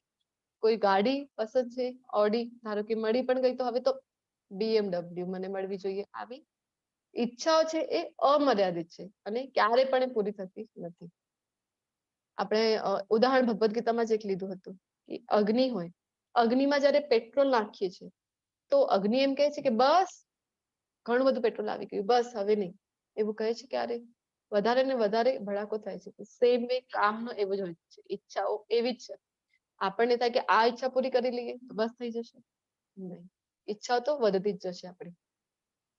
ઈર્ષા કરના, ઈર્ષા તરત જ આપણને થાય છે કે નહીં? આપણા બાજુવાળાએ કોઈ નવી ગાડી લઈ આવ્યા અથવા તો કોઈ વસ્તુની ખરીદી કરી આવ્યા, આપણને એમ થાય છે ને કે આને કેમ મળી ગઈ, મને કેમ ન મળી, હવે હું એ લઈ આવું. આવું આપણે ઈર્ષા કરતા હોઈએ છીએ. અપવિત્ર તથા સુખ દુઃખથી વિચલિત, થોડીક પણ મનની વિરુદ્ધ થઈ ગઈ કોઈ તરત જ વિચલિત થઈ જાય છે. તો એવા જે કરતા છે તો ભગવાનની જે રાજસી કરતા છે. અને જે કરતા હંમેશા શાસ્ત્રાજ્ઞ વિરુદ્ધ કર્મ કરે છે. તમોગુણી એટલે એક વાત તો ફિક્સ છે, શાસ્ત્રમાં જે આપેલું છે ને એના કરતા ઉલટો કરવાનું તમોગુણી છે. જે ભૌતિકતાવાદી, જિદ્દી, કપટી તથા અન્ય લોકોનું અપમાન કરવામાં કાબિલ હોય છે અને જે સદા આળસુ, ખિન્ન તથા કામ કરવામાં નાહક ઢીલ કરનાર હોય છે તે તમોગુણી કહેવાય છે. તો આવા લોકો હોય છે ને, ઘણા કંપનીમાં બોસ આવા હોય છે તરત જ કોઈને પણ ઝાટકીને પોતાના એમ્પ્લોઈઝને બોલાવે તરત જ ઝાટકીને બોલી નાખે. આવા હોય છે તમોગુણી જે કરતા છે. આવા ટાઈપના હોય છે કે બીજાને અપમાનિત કરવામાં એ લોકોને આનંદ થતો હોય છે. કાર્ય કરવામાં કેવા છે તો નાહક ઢીલ કરનાર. આપણે એમને કહીએ ને કે વહેલો ઉઠવો જોઈએ, સારું કહેવાય. અથવા તો કહીએ કે મંગલા આરતી માટે તો એ લોકોને વિશ્વાસ જ હોતો નથી, ભગવાનમાં જ માનતા નથી. તો મંગલા આરતી માટે તો ક્યારે ઉઠી? તો પણ આપણે જણાવીએ કે વહેલા ઉઠવાના ઘણા બધા ફાયદા છે, ઉઠવું જોઈએ. તો કહે છે કે હા આવતીકાલથી હું જરૂર ઉઠીશ. બીજા દિવસે કહીએ તો આજે ઉઠ્યા ના ના આજે મારાથી ન થયું. આવતીકાલે જરૂર ઉઠીશ. પછી બીજો ત્રીજો દિવસ આવ્યો ત્યારે પૂછીએ તો ના આજે નથી મારાથી, હું કરું છું. એક કામ કરું, હું રવિવારે જરૂરથી ઉઠીશ. ને રવિવાર આવી જાય ને આપણે પૂછીએ આજે ઉઠ્યા હતા તો કે છે એક જ દિવસ તો મળે છે મને હવે વીકમાં, એ દિવસે તો શાંતિથી રહેવા દો. તો કોઈ પણ કાર્ય એમનાથી થાય નહીં. કાર્ય કરવામાં ઢીલ હોય છે. શાસ્ત્રમાં જેનું વર્ણન નથી આવા બધા કાર્યો કરે છે. જિદ્દી હોય છે. કેટલું પણ આપણે સમજાવીએ તમે આ ક્લાસીસમાં આવો અથવા તો ભગવદ ગીતાનું વાંચન કરો તો નહીં માને, ક્યારેય નહીં માને. હજી તમોગુણી કરતા છે. પછી આગળ જણાવે છે બુદ્ધિના પ્રકાર. બુદ્ધિ પણ ત્રણ પ્રકારની છે. તો કહે છે કે હે પાર્થ, જે સમજણ દ્વારા મનુષ્ય જાણી શકે કે શું કરવા યોગ્ય છે અને શું કરવા યોગ્ય નથી. બંનેમાં ડિફરન્સ ખબર પડે છે. વિવેક બુદ્ધિ જેને કહેવામાં આવે છે ને, કે જે ડિફરન્શિએટ કરી શકે છે. તો શેનો ભય રાખવો જોઈએ અને શેનાથી ભય પામવું ન જોઈએ. હું શાસ્ત્રમાં જેનું વર્ણન છે એવા કાર્ય કરીએ આપણે તો ભય રાખવાની જરૂર નથી. શાસ્ત્રથી વિરુદ્ધ કાર્ય કરીએ છે તો પાપ લાગવાનું ભય હોવું જોઈએ. શું બંધન કરતા છે અને શું મુક્તિ આપનાર છે. બંધન અને મુક્તિ એટલે અહીંયા બંધન એટલે કે જે આપણને બાંધે છે જન્મ અને મૃત્યુમાં, અને મુક્તિ એટલે જન્મ મૃત્યુથી મુક્તિ અપાવે છે. આવું જે જાણી શકે છે તો આવી સમજણને ભગવાને કીધું છે કઈ બુદ્ધિ છે, સત્વગુણી બુદ્ધિ છે. અને રજોગુણી બુદ્ધિ કેવી છે તો ભગવાન કહે છે કે હે પૃથા પુત્રો, જે બુદ્ધિ ધર્મ તથા અધર્મ કરવા યોગ્ય તથા કરવા માટે જે અયોગ્ય છે એ કર્મમાં ભેદ કરી શકતી નથી. બંનેને ડિફરન્શિએટ જ કરી શકતી નથી. તો રાજસી બુદ્ધિ છે. એટલે કે આપણે એમને કહીએ ને શું કરવું જોઈએ શું નહીં, વહેલા ઉઠવું જોઈએ તો કહે છે કે હા મને લાગે તો છે ઉઠવું જોઈએ પણ નહીં ખબર નથી મને. તો આવી રીતના જે સારું અને નરસું એમાં જે ફરક જ નથી કરી શકતા. શાસ્ત્રમાં જે વર્ણન છે જે વસ્તુઓનું એના વિશે માહિતી જ હોતી નથી. તો રજોગુણી છે આવા જે બુદ્ધિ છે. અને તમોગુણી તો ખૂબ જ ડેન્જર કહેવાય. શું કામ?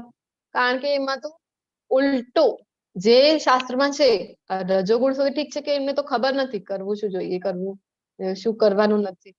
પરંતુ તમોગુણમાં કેવું છે શાસ્ત્રમાં જે આપેલું છે ને તદ્દન એનું ઉલટું કરતા હોય છે. તમોગુણી બુદ્ધિ છે જે લોકો જે બુદ્ધિ મોહ તથા અંધકારને વશ થઈને અધર્મ ને ધર્મ તથા ધર્મ ને અધર્મ માનશે. કેટલું ડેન્જર અવસ્થા છે. અધર્મ ને માનશે કે ધર્મ છે. ધર્મના નામ ઉપર હિંસા કરતા હોય છે. આવા લોકો આતંકવાદીઓ આપણે જોતા હોઈએ છીએ કે નહીં. ગૌ હત્યા કરે છે. ગૌ માતા છે. જ્યાં સુધી ગૌ વંશને આપણે સન્માનિત રાખીશું, સારી રીતે રાખીશું તો ગૌ રક્ષતી રક્ષિત. ત્યાં ગાયની રક્ષા કરીશું ત્યાં સુધી આપણી પણ રક્ષા થશે. ગાયની રક્ષા આપણે કરતા નથી આજકાલ. જે સ્લોટર હાઉસીસ ખોલ્યા છે અધર્મીઓ છે એ ગૌ હત્યા કરી રહ્યા છે. તો એટલા માટે જ આપણે અત્યારે જે આપણે દુઃખી છીએ જે કંઈ પણ મહામારીઓ આવી રહી છે એ મોટા ભાગનું કારણ આની પાછળ એ છે. તો અહીંયા આતંકવાદીઓ છે એ કરતા હોય છે કે નહીં પોતાનો જિહાદના નામે જે ઇનોસન્ટ લોકો છે એમને મારી નાખતા હોય છે અને કેટલા બધા દુષ્કૃત્ય કરતા હોય છે. આવા જે લોકો છે આવી જે બુદ્ધિ છે અધર્મને જે ધર્મ કહેતી હોય છે કે ના અમે તો આટલા લોકોને મારી દઈએ તો અમને તો જન્નતની પ્રાપ્તિ થાય છે. આવું બધું જે માનતા હોય છે ભગવાન કહે છે આવી જે બુદ્ધિ છે કેવી છે એ તામસિક બુદ્ધિ છે અને હંમેશા અવળી દિશામાં પ્રયાસ કરે છે. હજી પણ ડેન્જર અવસ્થા શું છે કે શાસ્ત્રમાં આ બાજુ જવા માટે કીધેલું છે આ દિશામાં જાઓ તો એ તો અવળી દિશામાં જશે. તો આવા જે લોકો છે એમની ગતિ તો અધમથી અધમ થાય છે. બુદ્ધિ ભગવાન કહે છે તમોગુણી છે. હવે સુખના પ્રકાર જણાવે છે. સુખ જે શરૂઆતમાં ઝેર જેવું લાગે છે પરંતુ અંતે અમૃત સમાન હોય છે તથા મનુષ્યમાં આત્મ સાક્ષાત્કાર જાગૃત કરે છે તે સાત્વિક સુખ હોય છે. શરૂઆતમાં આપણને કોઈ કહે હવે જો આપણે કૃષ્ણ ભાવનામૃતમાં જે કંઈ પણ કરી રહ્યા છે ને તો ત્રણેય ગુણથી પર છે એ શુદ્ધ સત્વમાં ગણવામાં આવે છે. તો કોઈ પણ ઉદાહરણ અહીંયા લઈએ આપણે તો શરૂઆતમાં ધારો કે બિઝનેસ નું લઈએ કે બિઝનેસ સેટલ કરવાનું છે. શરૂઆતમાં કોઈ કંપની ખોલી છે આપણે. શરૂઆતમાં કેવું હોય કે આપણને દિવસ રાત્રિ જોવી પડતી નથી. ખૂબ આપણા એફર્ટ છે 100% એફર્ટ એમાં નાખવા પડતા હોય છે. જમવા માટે પણ સમય મળતો નથી. આવી રીતે જયારે સંપૂર્ણ રીતે આપણું 100% નાખીએ છીએ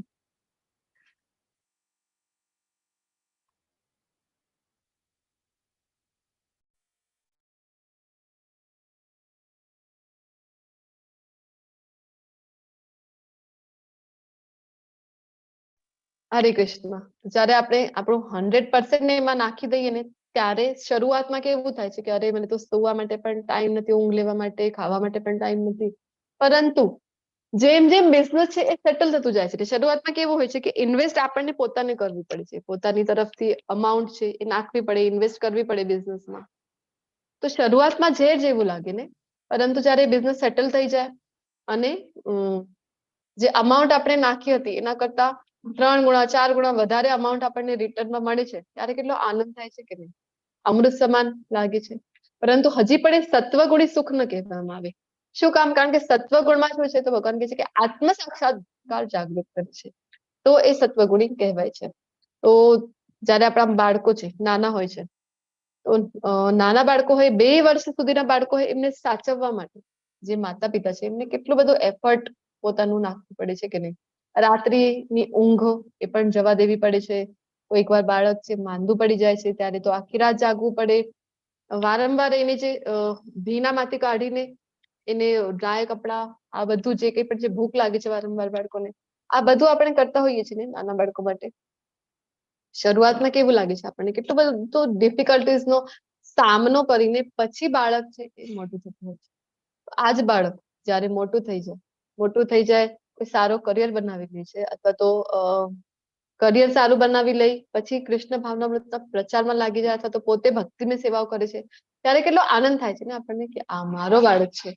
તો સત્વગુણી સુખ આવું હોય છે કે પછી અમૃત જેવું લાગે છે. શરૂઆતમાં છે જેવું લાગે, શરૂઆતમાં આપણને ક્લાસીસમાં કહેવામાં આવે છે કે માળા જપ કરો, તો ક્યારે આ 8 મિનિટ થશે, તો 8 મિનિટ કાઢવી એ કેવી થાય, આપણને દુષ્કર થઈ જાય છે.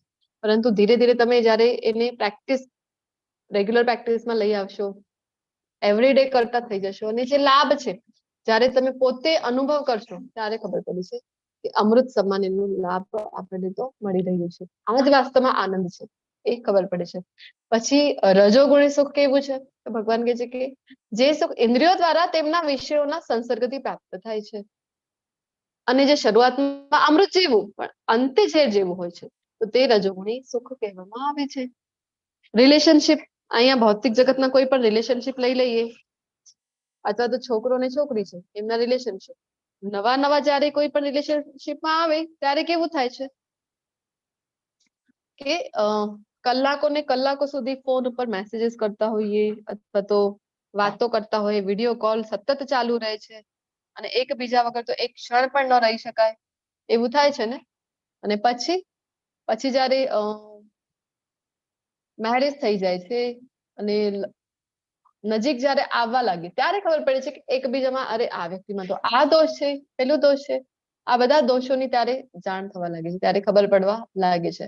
તો પછી ત્યારે કેવું થાય છે કે ના, હવે તો આની સાથે એક ક્ષણ પણ રહેવું મુશ્કેલ છે, મેં તો મારી લાઈફ જ બગાડી નાખી આ વ્યક્તિને સિલેક્ટ કરીને, એવું થાય છે કે નહીં. તો આવા જે સુખ છે તો શરૂઆતમાં જે આપણને લાગે છે કે અરે મને તો શું મળી ગયું, અમૃત જેવું સુખ, અને પછી અંતમાં રિઝલ્ટ છે જેમ જેમ નજીક જઈએ તેમ તેમ એનું બધી ખામીઓ ખબર પડે છે. કારણ કે આપણે બધા મનુષ્યો છે ને, તો મનુષ્ય કેવા હોય છે તો મનુષ્યમાં આપણે જોયું હતું કે 4 ખામીઓ છે. એક તો આપણી ઇન્દ્રિય અપૂર્ણ હતી અને ભૂલ કરવાની આપણી ટેવ હોય છે. આ બધી ખામીઓ આપણે ચર્ચા કરી ગયા છે. તો ખામીઓ જ્યારે દેખાય છે તો પછી એકબીજા સાથે એક ક્ષણ પણ વિતાવવું મુશ્કેલ થઈ જાય. તો આવું સુખ છે રજોગુણી છે. તમોગુણી સુખ કેવું છે તો જે સુખ ને આત્મ સાક્ષાત્કાર સાથે કોઈ પણ લેવા દેવા નથી. આત્મ સાક્ષાત્કાર પ્રતિ અંધ છે અને શરૂઆતથી અંત સુધી ભ્રમણા છે. આ રજોગુણમાં તો બી શરૂઆતમાં એવું લાગે કે સુખી થઈ રહ્યા છે, આનંદની અનુભૂતિ થઈ રહી છે, અમૃત જેવું સુખ મળી ગયું છે આવું લાગે. પરંતુ તમોગુણમાં કેવું છે, જ્યારે વ્યસન, કોઈ પણ જાતના વ્યસન લેતા હોય છે એ વ્યક્તિ, ડ્રગ્સ હોય કે આલ્કોહોલ હોય, જ્યારે લઈ રહ્યા છે તો જ્યારે શરૂઆત કરી હતી લેવાની ત્યારે પણ એનું જે ટેસ્ટ હોય છે એ કેવું હોય છે, કડવું હોય છે અને બિલકુલ પણ લેવા યોગ્ય હોતું નથી. તો પણ એ લેતા હોય છે. શરૂઆતમાં પણ સુખ નથી આપતો, મધ્યમાં પણ જે અવસ્થા છે ત્યારે પણ કોઈ જાતનું સુખ નથી આપતો અને પરિણામ કેવું થાય છે એનું તો શરૂઆતથી લઈને અંત સુધી ભ્રમણા જ છે અને પરિણામ પણ એનું અત્યંત ભયંકર આવે છે. અંતે શું થાય છે, આટલા બધા વ્યસન કરીને અંતે લંગ્સ છે ખરાબ થઈ જાય અથવા તો કિડની ઉપર અસર થઈ જાય છે, લીવર ઉપર અસર થાય છે. આ બધા દુષ્પરિણામો જ્યારે ભોગવવા પડે છે ત્યારે ખબર પડે છે એ તો શરૂઆતથી લઈને અંત સુધી ઝેર સમાન જ હોય છે. અને જે નિદ્રા આળસ તથા પ્રમાદમાંથી ઉત્પન્ન થાય છે તે તામસી કહેવાય છે. આવો સુખ, આને સુખ માનતો છે. નિદ્રા વધારે સુવામાં પણ સુખ આવે છે. જે તમોગુણી લોકો છે એમને સુખની અનુભૂતિ થાય છે. હવે 4 વર્ણની વાત કરી છે. એના પહેલા પણ ચોથા અધ્યાયમાં આપણે જોયું હતું વર્ણ વિશે ભગવાને જણાવ્યું હતું. શું જણાવ્યું હતું ત્યારે? ચાતુર્વર્ણ શું કીધું હતું આગળ? બેઝ છે એ શું છે? ચાતુર્વર્ણ કર્મ વિભાગસઃ ચાતુર્વર્ણ મયા સૃષ્ટમ ગુણ કર્મ ગુણ વિભાગ કર્મ વિભાગસઃ. વિભાગશ. Thank you પ્રતિમાજી. તો બેઝ છે એ શું છે? તો ભગવાને કીધું હતું ગુણ અને કર્મ. એવું ક્યાંય પણ મેન્શન નથી ભગવદ ગીતામાં કે જન્મ, બ્રાહ્મણ નો દીકરો બ્રાહ્મણ, એવું આપણે ત્યારે પણ ચર્ચા કરી હતી કે એવું થતું નથી. તો 4 વર્ણના અમુક ગુણો હોય છે, અમુક કર્મ હોય છે. તો અહીંયા ભગવાન છે આપણને બ્રાહ્મણના ગુણોથી શરૂઆત કરી રહ્યા છે. તો આ અમુક પ્રકારના ગુણો તમારા અંદર છે, આ બધા ગુણોમાં ટીક ટીક છે, તો તમે કહેવાઓ કે તમે બ્રાહ્મણ છો. કેવળ બ્રાહ્મણના ઘરે જન્મ લેવાથી બ્રાહ્મણ થઈ જવાતું નથી. ડોક્ટરના ઘરે જન્મ થઈ ગયો તો ડોક્ટર કહેવાય છે આપણે. આ પણ ડોક્ટર છે, આનું બાળક પણ ડોક્ટર છે. શું કામ? ડોક્ટરના ઘરે જન્મ થયું છે એવું આપણે કહેતા હોઈએ છીએ.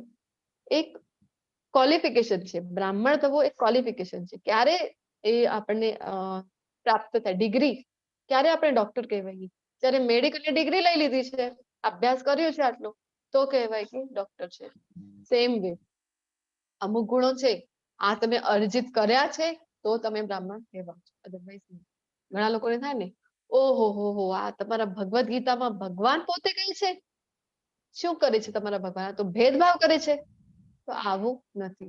શાસ્ત્રોનું અધ્યયન કરેલું હોય ને તો ખૂબ જ ક્લિયર થઈ જાય છે આ જે કોન્સેપ્ટ છે કે ભગવાન ક્યાંય પણ આવું કહેતા નથી કે જન્મથી વિભાજન છે. ભગવાન તો કહી રહ્યા છે કે ગુણ અને કર્મથી છે. અને આ જો સારી રીતે સમજી જઈએ તો આપણને આપણો અથવા તો આપણા બાળકોનું પણ કરિયર સિલેક્શનમાં ખૂબ મદદ મળે છે. કારણ કે જે મુજબના ગુણ અને કર્મ છે ને એ જ મુજબનું કરિયર સિલેક્ટ કરવું જોઈએ. અને આ 4 વર્ણ ક્યાં જોવા મળતા નથી? તમે મને જણાવો. કયો દેશ છે કે આ 4 વર્ણને જે ફોલો કરતો નથી? એજ્યુકેટર્સ કયા દેશમાં નથી હોતા કે જે શિક્ષણનું કાર્ય શિક્ષા આપતા હોય? એવો વર્ગ નથી. કોઈ એવો દેશ છે કે જ્યાં શિક્ષણ આપવા વાળા લોકો નથી?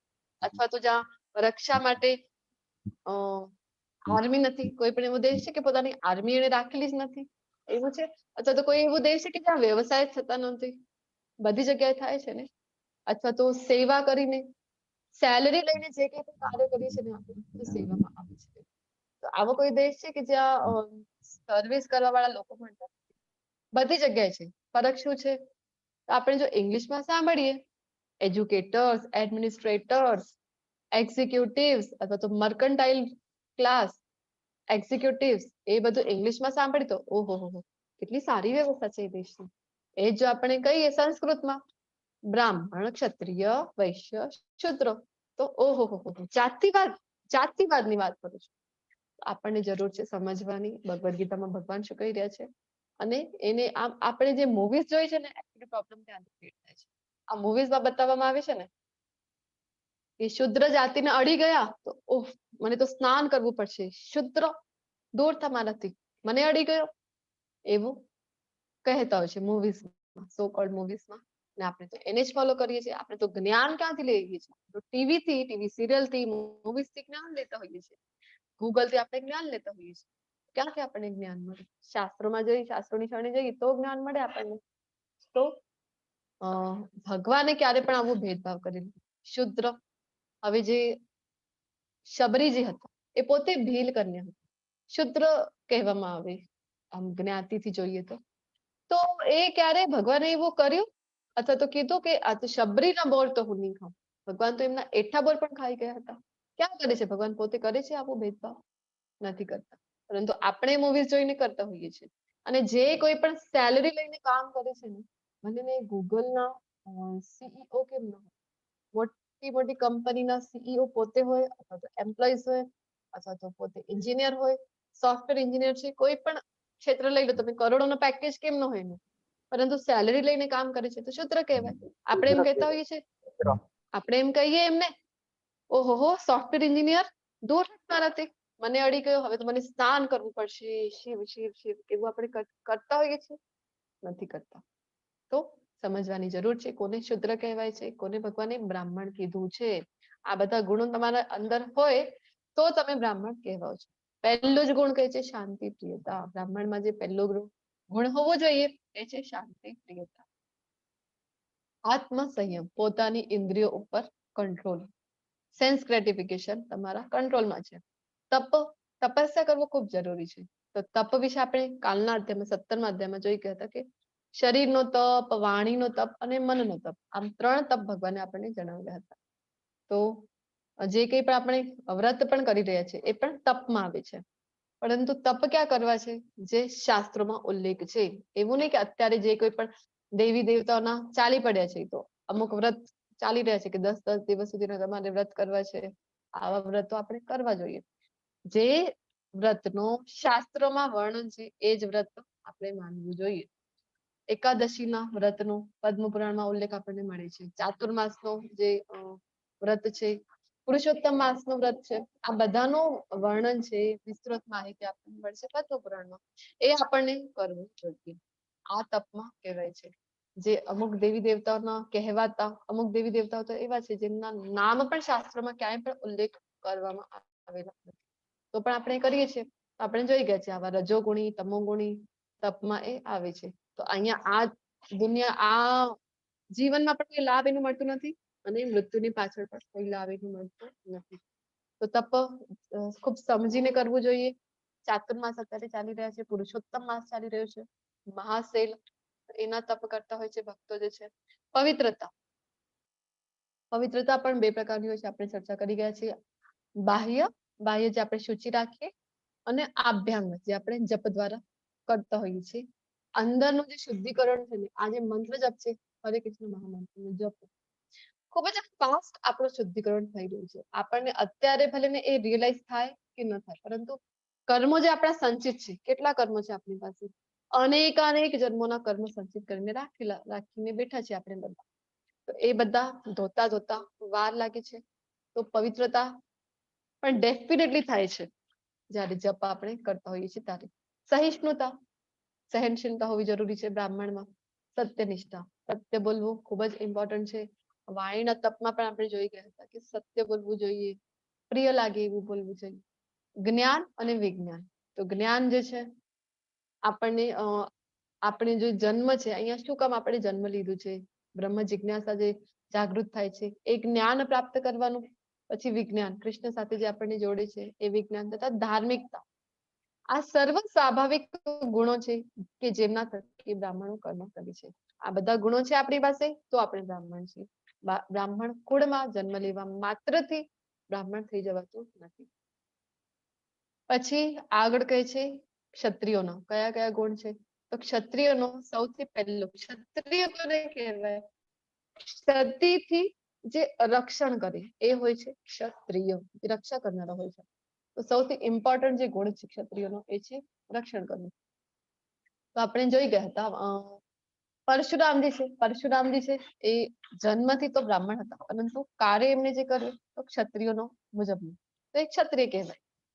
તો આવી રીતે સમજમાં આવે છે આપણને 21 વખત જેમણે નક્ષત્રી કરી હતી આ પૃથ્વીને, કારણ કે ક્ષત્રિયોનો જે ઘમંડમાં આવી ગયા હતા ક્ષત્રિયો, તો એમનો જે અહંકાર છે એ ઓછું કરવા માટે પરશુરામજીએ પોતે શસ્ત્ર ઉપાડેલું હતું અને 21 વખત બધા ક્ષત્રિયોથી રહિત કરેલું હતું આ પૃથ્વીને.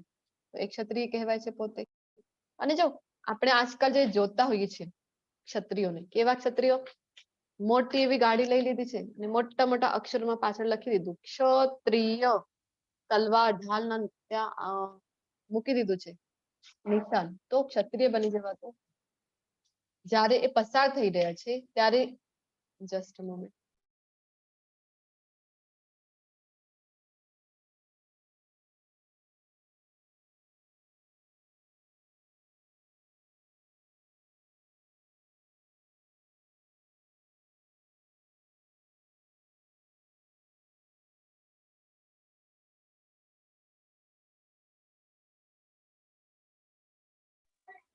હરે કૃષ્ણ.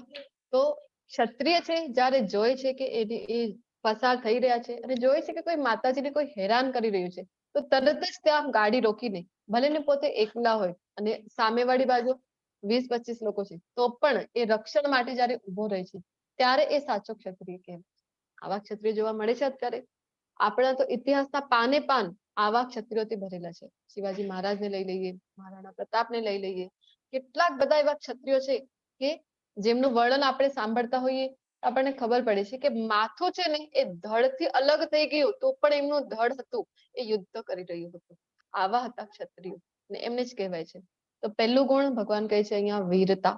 વીરતા હોય છે, શક્તિ હોય છે, સંકલ્પ લઈ લે તો એ પૂર્ણ કરીને રહે છે, દક્ષતા, યુદ્ધમાં ધૈર્ય અને ઉદારતા. ઉદારતા પણ હોવી ખૂબ જરૂરી છે ક્ષત્રિયોમાં, તથા નેતૃત્વ. આ ક્ષત્રિયોના સ્વાભાવિક ગુણો છે. તો અત્યારના રિયલમાં ક્ષત્રિયો આપણા કોણ કહેવાય છે કે જે આપણા દેશ માટે, આપણી સીમા ઉપર જે આપણા આખા દેશનું રક્ષણ કરી રહ્યા છે, એ છે આપણા રિયલના ક્ષત્રિય. તો બ્રાહ્મણ અને ક્ષત્રિય એમના માટે ગુણો ભગવાને બતાવ્યા છે. અને આગળના જે બે વર્ણો છે વૈશ્ય અને શુદ્ર, તો ત્યાં ભગવાન એમના કર્મ વિશે બતાવી રહ્યા છે. હવે ગુણો વિશે વાત કરી રહ્યા નથી.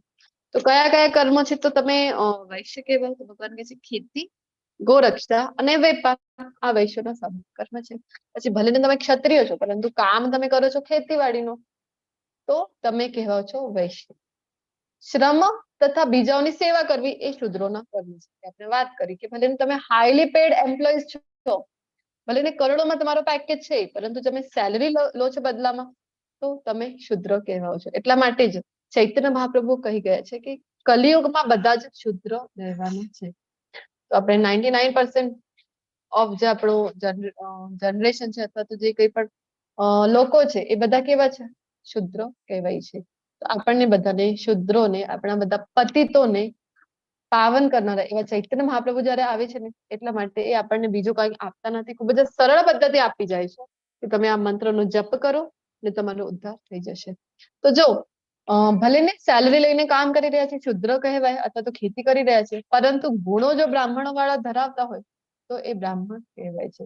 કારણ કે ગુણ ખૂબ ઇમ્પોર્ટન્ટ છે. ગુણ અને કર્મ. આપણે પણ આપણા બાળકોનું જયારે પણ કરિયર સિલેક્શન કરી રહ્યા છે, આપણે તો કેવું છે, મારા બાજુવાળાનું બાળક એને ક્યાં મૂક્યું છે, આઈઆઈટીમાં એડમિશન કરાવ્યું એના બાળકનું, મારે પણ મારા પુત્રનું આઈઆઈટીમાં જ એડમિશન કરાવવું છે. આપણે તો એવું કરતા હોઈએ છીએ. જોવું જોઈએ ને આપણે આપણું બાળક છે ગુણ કર્મ ના અનુસાર કયા કેટેગરીમાં એ ફિટ થાય છે, એ જ મુજબનું કર્તવ્ય સિલેક્ટ કરવામાં એની મદદ કરવી જોઈએ. તો હવે આપણને એમ પ્રશ્ન થઈ શકે ને કે 4 વર્ણ છે તો ભગવાનને બ્રાહ્મણ વધારે પ્રિય છે ને? આમ તો બ્રાહ્મણો છે એ આખા સોસાયટીનો હેડ કહેવાય, માથું કહેવાય છે. માથું હોય તો જ આખી સોસાયટી છે, માથું હોય તો આખો શરીર વ્યવસ્થિત ચાલી શકે છે કે નહીં? કારણ કે કમાન્ડ કોણ આપે છે? સારા નરસામાં ભેદ કોણ કરી શકે? હેડ હોય, માથું હોય તો કરી શકે. એટલા માટે પ્રભુપાદજીનો જે પ્રયાસ હતો કે બધાને બ્રાહ્મણની કેટેગરી સુધી લઈ આવે, એવો પ્રયાસ પ્રભુપાદજી કરેલો હતો.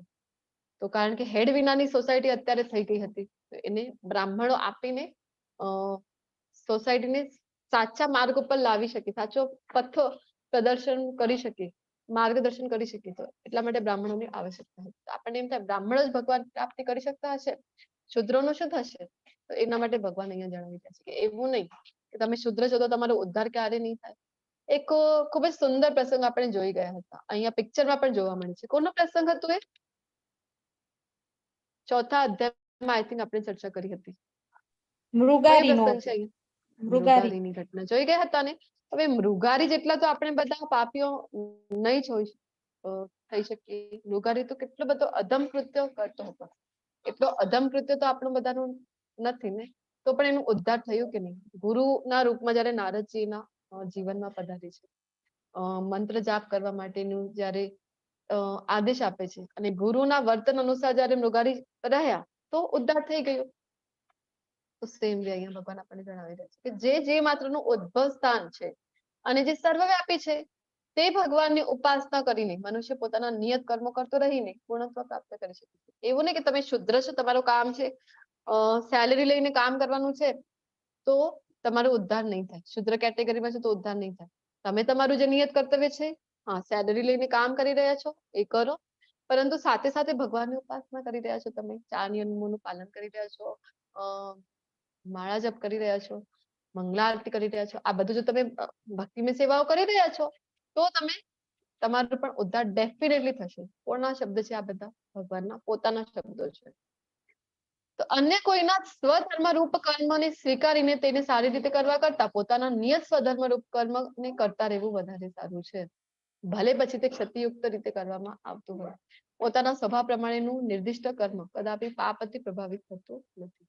અહીંયા જો સરસ ઉદાહરણ આપેલું છે. અલગ અલગ કેટેગરીના પશુ છે બધા, અને બધા માટે એક રેસ છે, કોમન રેસ છે. કઈ રેસ છે? તો હા, ઝાડ છે ત્યાં પાછળ, એ ઝાડ ઉપર સૌથી પહેલા જે ચડી જશે એ વિનર રહેવાનું છે.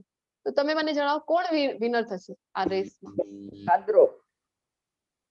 વાંદરો છે, અથવા તો ત્યાં આપણને દેખાઈ રહ્યું છે જો એ માછલી પણ આમાં પાર્ટિસિપેટ થઈ રહી છે. તો હવે માછલી છે એ તો ઝાડ ઉપર ક્યારે ચડે? એ તો પાણીમાં જ જીવી શકે છે. અને બીજું અહીંયા બળ દેખાઈ રહ્યો છે બધાને, તો બળ તો વાંદરા કરતા પહેલો ચડી જશે ને, ઉડીને જ જતો રહેશે. તો આ જે કોમ્પિટિશન છે આ આપણે કરી રહ્યા છે આપણા બાળકો સાથે અત્યારે. પહેલા એવું નહોતું. ગુરુકુળમાં શિક્ષણ આપતા હતા, એમને પોતે સિલેક્ટ કરવા દેવામાં આવતું હતું કે જે મુજબના ગુણકર્મ છે, પરંતુ આપણે આપણા બાળકોની પરિસ્થિતિ આવી બનાવી દીધી છે.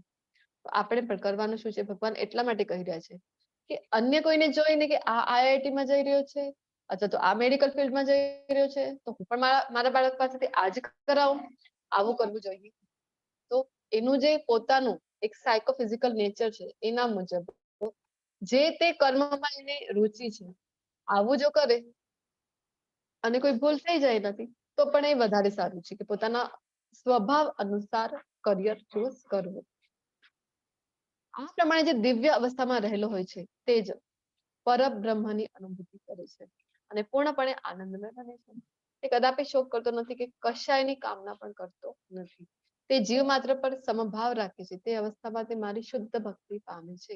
આવી રીતે જયારે કાર્ય કરીએ, પોતાના ગુણો કર્મ અનુસાર સિલેક્શન કરીએ, તો પછી ભગવાનની ભક્તિમાં આપણે અવસ્થિત થઈ, ભગવાનની શુદ્ધ ભક્તિની પ્રાપ્તિ આપણને થાય છે. તો આપણા જે ટેમ્પલ પ્રેસિડેન્ટ છે પરમ પૂજ્ય નામેષ્ટદાસ પ્રભુજી, એમના જે ગુરુ મહારાજ છે જય પતાકા સ્વામીજી મહારાજ, એમનું જ ઉદાહરણ અહીંયા આપેલું છે. ક્યારે થાય છે? પરમ આનંદમાં કોઈ પણ કાર્ય ક્યારે કરી શકાય છે? જ્યારે આ લેવલ ઉપર આપણે થિંકિંગ હોય છે કે અરે હું તો કૃષ્ણ માટે કરું છું. જય પતાકા સ્વામી મહારાજ જયારે પ્રભુપાદજીને મળ્યા ત્યારે પ્રભુપાદજી એમને કીધું હતું, એમને તો ફૂલ ટાઈમ ડિવોટી બનવાની ઈચ્છા હતી, પોતાનું કાર્ય છે એ છોડી ફૂલ ટાઈમ ડિવોટી બનવાની ઈચ્છા હતી. પ્રભુપાદજી ત્યારે એમને ના પાડી હતી કે અત્યારે નહીં, અત્યારે તમે તમારું કામ પણ તમને તો કરવું જ પડશે. તો એ જે કામ કરી રહ્યા હતા, કોઈ જગ્યા પર ક્લિનિંગ કરવાનું કામ હતું એમનું, એ કરી રહ્યા હતા ને એટલો આનંદથી કરી રહ્યા હતા. જયારે બીજા લોકો એમને મળે છે ત્યારે એમને આશ્ચર્ય થાય છે કે આટલા આનંદ સાથે કામ કેવી રીતે કરી શકે છે, ક્યારે પોસિબલ છે? જ્યારે કૃષ્ણની ભક્તિમાં હોઈએ આપણે, જે કંઈ પણ કરી રહ્યા છે કૃષ્ણની કૃષ્ણ પ્રત્યાથી કરી રહ્યા છે, આ જયારે સમજ હોય છે ત્યારે જ આપણે કોઈ પણ કામ હોય એ આનંદ સાથે કરી શકાય છે. મને કેવળ ભક્તિ દ્વારા જ પૂર્ણ પુરુષોત્તમ પરમેશ્વર તરીકે મૂળ રૂપમાં જાણી શકાય છે. અને આવી ભક્તિ વડે જયારે મનુષ્ય મારી પૂર્ણ ચેતનામાં હોય છે ત્યારે તે વૈકુંઠ જગતમાં પ્રવેશ કરી શકે છે. 11મા અધ્યાયમાં પણ આપણે જોયું હતું ને, લાસ્ટના જે શ્લોકો હતા ત્યારે ભગવાને કીધું હતું કે વેદાધ્યયનથી નહીં, દાન તપ યજ્ઞથી નહીં, આ સકામ કર્મથી પણ નહીં, ભગવાનને જોવું પોસિબલ નથી. તો ક્યારે ભગવાનને જાણી શકાય એમના મૂળ રૂપમાં? તો ભગવાને ત્યારે પણ કીધું હતું કેવળ અને કેવળ અનન્ય ભક્તિ દ્વારા જ મને મારા મૂળ રૂપમાં જાણી શકાય છે. અહીંયા ફરીથી કહી રહ્યા છે, ભક્ત્યા મામ અભિજાનાતિ, કેવલ અને કેવલ ભક્તિથી જ ભગવાનને પૂર્ણ પુરુષોત્તમ પરમેશ્વર તરીકે જાણી શકાય છે. અને આવી ભક્તિ જયારે પ્રાપ્ત થઈ જાય છે ને તો પછી આપણને ભગવત ધામની પ્રાપ્તિ થઈ જાય છે.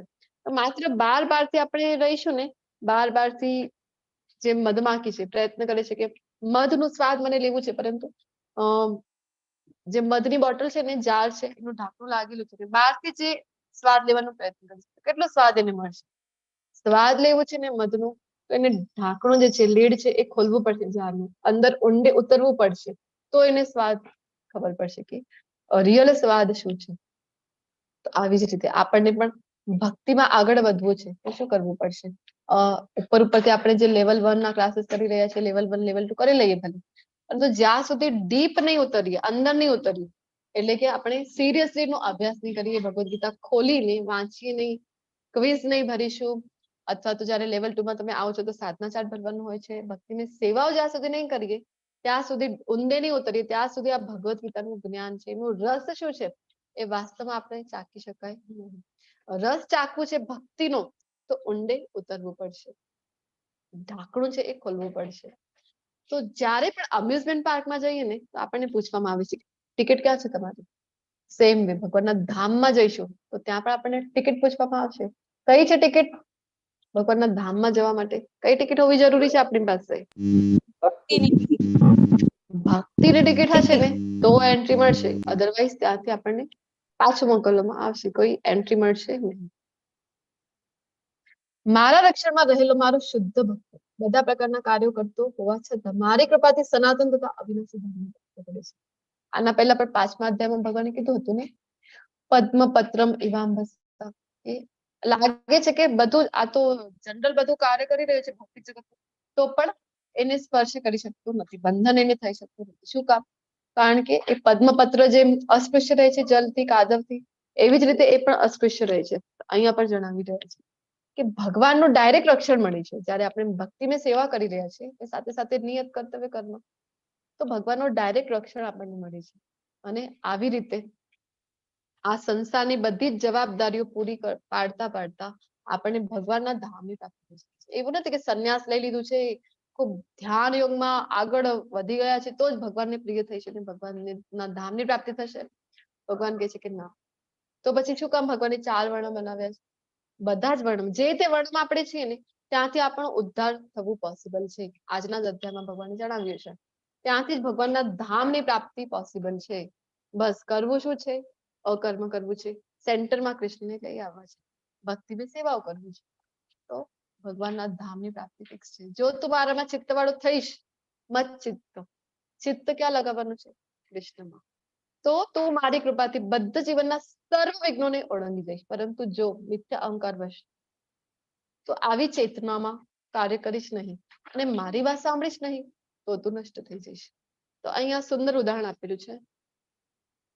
ગાયની પગની નીચે જે ખરી હોય છે ને એ જો ભીની માટી હોય એના ઉપર જો એનો પંજો પડતો હોય ગાયના પગનો, તો જ્યારે જે નાનકડું ખાડા જેવું બની જાય છે ને એમાં જો પાણી મૂકેલું હોય અને અધરવાઇઝ જો સમુદ્ર છે, સમુદ્રને પાર કરવું છે એક સાઈડ થી, આ બાજુ છું હું સમુદ્રના અને બીજી બાજુ જવું છે મારે, આપણને તો ખબર નથી પડતી, આંખોથી તો આપણે જોઈ પણ શકતા નથી કે બીજો કિનારો કઈ બાજુ આવેલું છે સમુદ્રનો. તો એને જો પાર કરીને બીજા કિનારે મારે જવું છે તો કેટલું ડિફિકલ્ટ છે. અને આ જે નાનકડું ખાડું છે જેમાં પાણી ભરેલું છે એને પાર કરવું કેટલું સહેલું છે. તો આટલું સરળ બની જાય છે આ ભવસાગરને તરવું. અને તો નાનો બાળક પણ આ ખાડાને નાનકડા પાર કરી શકે છે ઇઝીલી. આટલું જ ઇઝી બની જાય છે આ ભવસાગર. ક્યારે? જ્યારે ભગવાનની માં ચિત્ત પરોવી, ભગવાનની ભક્તિની સેવા કરી, તો આ જે ભવસાગર છે તે આ નાનકડા ખાડા જેવું બની જાય છે જેને સહેલાઈથી આપણે પાર કરી શકીએ છીએ. જો અહીંયા ભક્ત છે તો આપણે ભક્ત છે, બંને હાથ જ્યારે સાગરમાં તણાઈ રહ્યો છે અને બંને હાથ ઉચકીને જ્યારે આર્દ્ર ભાવથી ભગવાનને પોકારે છે તો ભગવાન તરત જ આવે છે ગરુડ એરલાઇન્સ ઉપર સવાર થઈને એ ભક્તને ઉગાડવા માટે. હાથ લંબાવીને કહે છે આવી જાને મારી પાસે, શું કામ હેરાન થાય છે, અને પોતાની પાછળ બેસાડીને પોતાના ધામમાં લઈ જાય છે. એટલા માટે આપણે પણ શું કામ આપણે બંને હાથ ઊંચા કરીને ભગવાનનો હરે કૃષ્ણ મહામંત્રનો જપ કરીએ છીએ? કારણ કે ભગવાન છે, ભગવાનની શરણાગતિ આપણે સ્વીકારી રહ્યા છીએ, તરત જ શરણાગત થઈએ તો ભગવાન તરત જ આવી જાય છે. હે અર્જુન, પરમેશ્વર જીવ માત્રના હૃદયમાં વસે છે. ઈશ્વર સર્વભૂતાનામ હૃદયેર્જુન તિષ્ઠતિ. 13મા અધ્યાયમાં પણ કીધું હતું કે પરમેશ્વર ક્યાં રહે છે? તો બધાના હૃદયમાં, પરમાત્મા સ્વરૂપે. અને ભૌતિક શક્તિના બનેલા યંત્ર પર આરૂઢ થયેલા આ આપણી પાસે જે શરીર મળેલું છે કેવું છે? તો યંત્ર સમાન છે આ જે શરીર છે.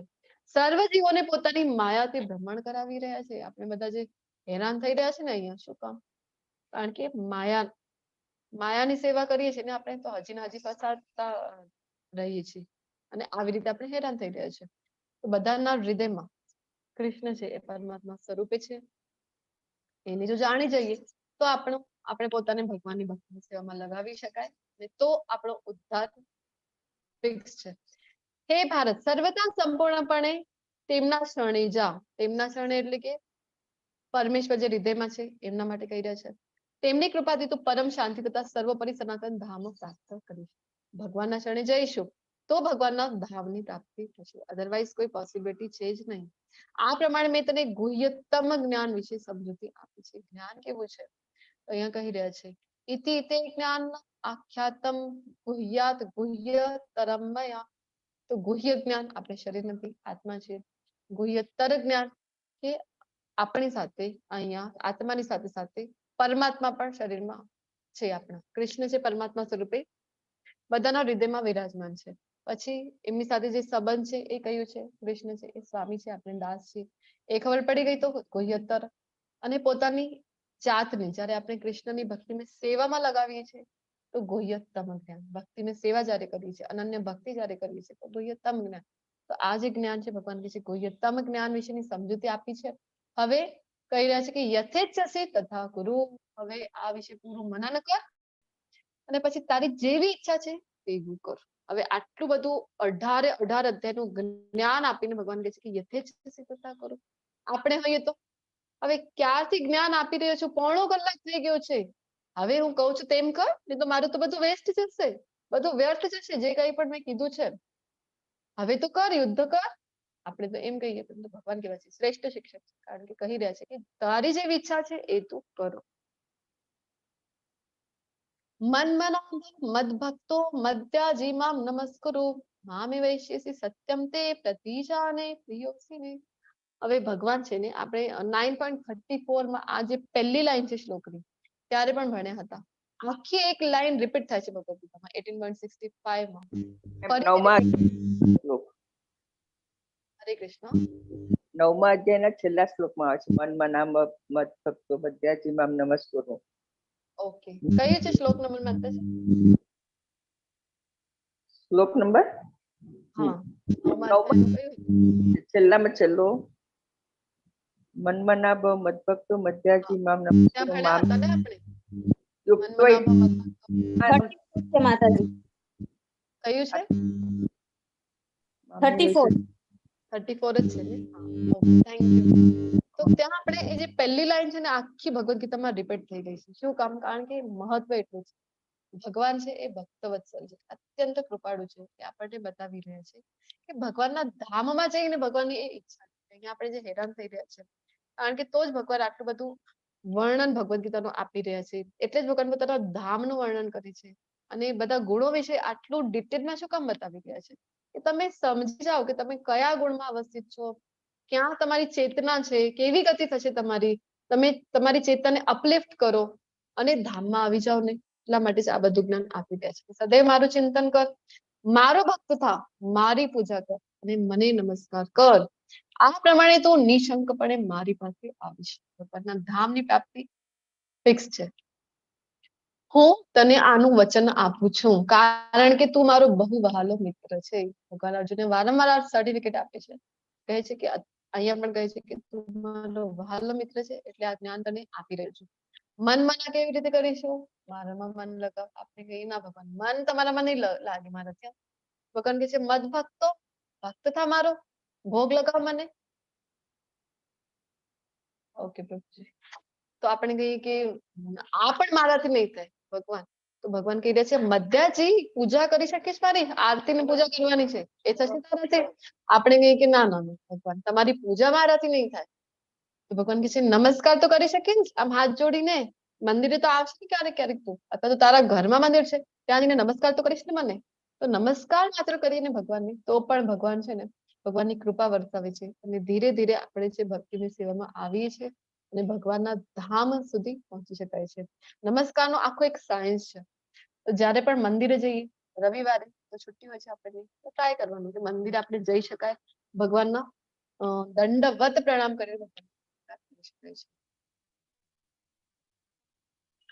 ભગવાન માત્ર આપણાથી આટલું જ ઈચ્છે છે. ભગવાન બીજું કઈ આપણાથી ઈચ્છતા નથી. વાત કરી ગયા છે ભગવાનના ધામમાં લાખો લક્ષ્મીઓ જે છે ભગવાનની સેવા કરવામાં, પરંતુ આપણા પર કૃપા છે ભગવાનની, એટલા માટે આપણને ભગવાન છે ભક્તિને સેવા કરવા માટે કહી રહ્યા છે. તો જરૂરથી પ્રયત્ન કરવાનો કે કેવી રીતે આપણે પોતાના તરફથી સેવા કરી શકાય, ભક્તિને સેવા. સર્વ પ્રકારના ધર્મનો ત્યાગ કર, સર્વ ધર્માન પરિત્યજ્ય મામ એકમ શરણમ વ્રજ, અહમ ત્વામ સર્વ પાપેભ્યો મોક્ષયિષ્યામિ મા શુચઃ. તો જેટલા પણ આપણને એમ થાય ને કે અત્યાર સુધી સર્વ ધર્મોનો પરિત્યાગ કરવા માટે કહે છે, તો પહેલા તો એ મને જણાવો ધર્મો એટલે કયા કયા ધર્મ કહે છે? અહીંયા આવું છે હિન્દુ ધર્મ, મુસ્લિમ ધર્મ, શીખ ધર્મ, આવું છે ધર્મ એટલે? જે સમયે આ ભગવદ ગીતા બોલાઈ રહી છે એ સમયે એક જ ધર્મ હતું ને, સનાતન ધર્મ. તો ધર્મનો અર્થ એ નથી. ધર્મનો અર્થ છે કે અત્યાર સુધી આપણી શ્રદ્ધા જે કઈ પણ જગ્યાએ હતી, જેવા પણ કર્મો આપણે કરી રહ્યા હતા, એ બધાનો ત્યાગ કરીને ભગવાનની શરણે જવાનું. શરણાગતિ ભગવાનની સ્વીકારીએ તો ભગવાન કહે છે કે સર્વ પાપ, આપણને એમ થાય કે મારાથી તો આ પાપ થયું હતું, પેલું પાપ થયું હતું, હું તો ખૂબ પાપી છું, તો ભગવદ ગીતાને તો હું કેમ સ્પર્શી શકું, અથવા તો ભગવત શરણાગતિ હું કેમ લઉં? તો એટલા માટે ભગવાન અહીંયા કહે છે કે ના, અધમથી અધમ પાપ કર્યા છે કોઈ વસ્તુ. જગાઈ મદાઈની ઘટના આપણે જોઈ હતી ચૈતન્ય ચરિતામૃતની. તો નિત્યાનંદ પ્રભુ છે એમના ઉપર કૃપા વરસાવે છે, અને ચૈતન્ય મહાપ્રભુને ક્રોધ આવી ગયો હતો, સુદર્શનનો આહવાન કરેલું. નિત્યાનંદ પ્રભુ શું કહે છે? ના ભગવાન, તમારો આ જે અવતાર છે એ પતિત પાવન અવતાર છે. તમે બધાને આમ વિનાશ કરશો, આ તો કલયુગ ચાલી રહ્યું છે, બધી જગ્યાએ તમને આવા જ નરાધમ દેખાશે, કેટલા લોકોનો વધ કરશો? આ તો પતિત પાવન અવતાર છે તમારો. તમે એમને ક્ષમા કરો, અને કહે છે કે એમને કૃષ્ણ પ્રેમ આપો. તો બદલામાં કૃષ્ણ પ્રેમ, કૃષ્ણ ભક્તિ આપવા માટે વિનંતી કરે છે. તો આવા સૌથી કૃપાળુ અવતાર જો કોઈ ભગવાનના હોય એટલે છે નિત્યાનંદ પ્રભુ. તો જે માર ખાઈને ક્ષમા આપી શકે કોઈ, આ પોસિબલ છે, પરંતુ માર ખાઈ પ્રેમ દઈ આવું કોણ કરી શકે? આ માત્ર નિત્યાનંદ પ્રભુ કરી શકે છે.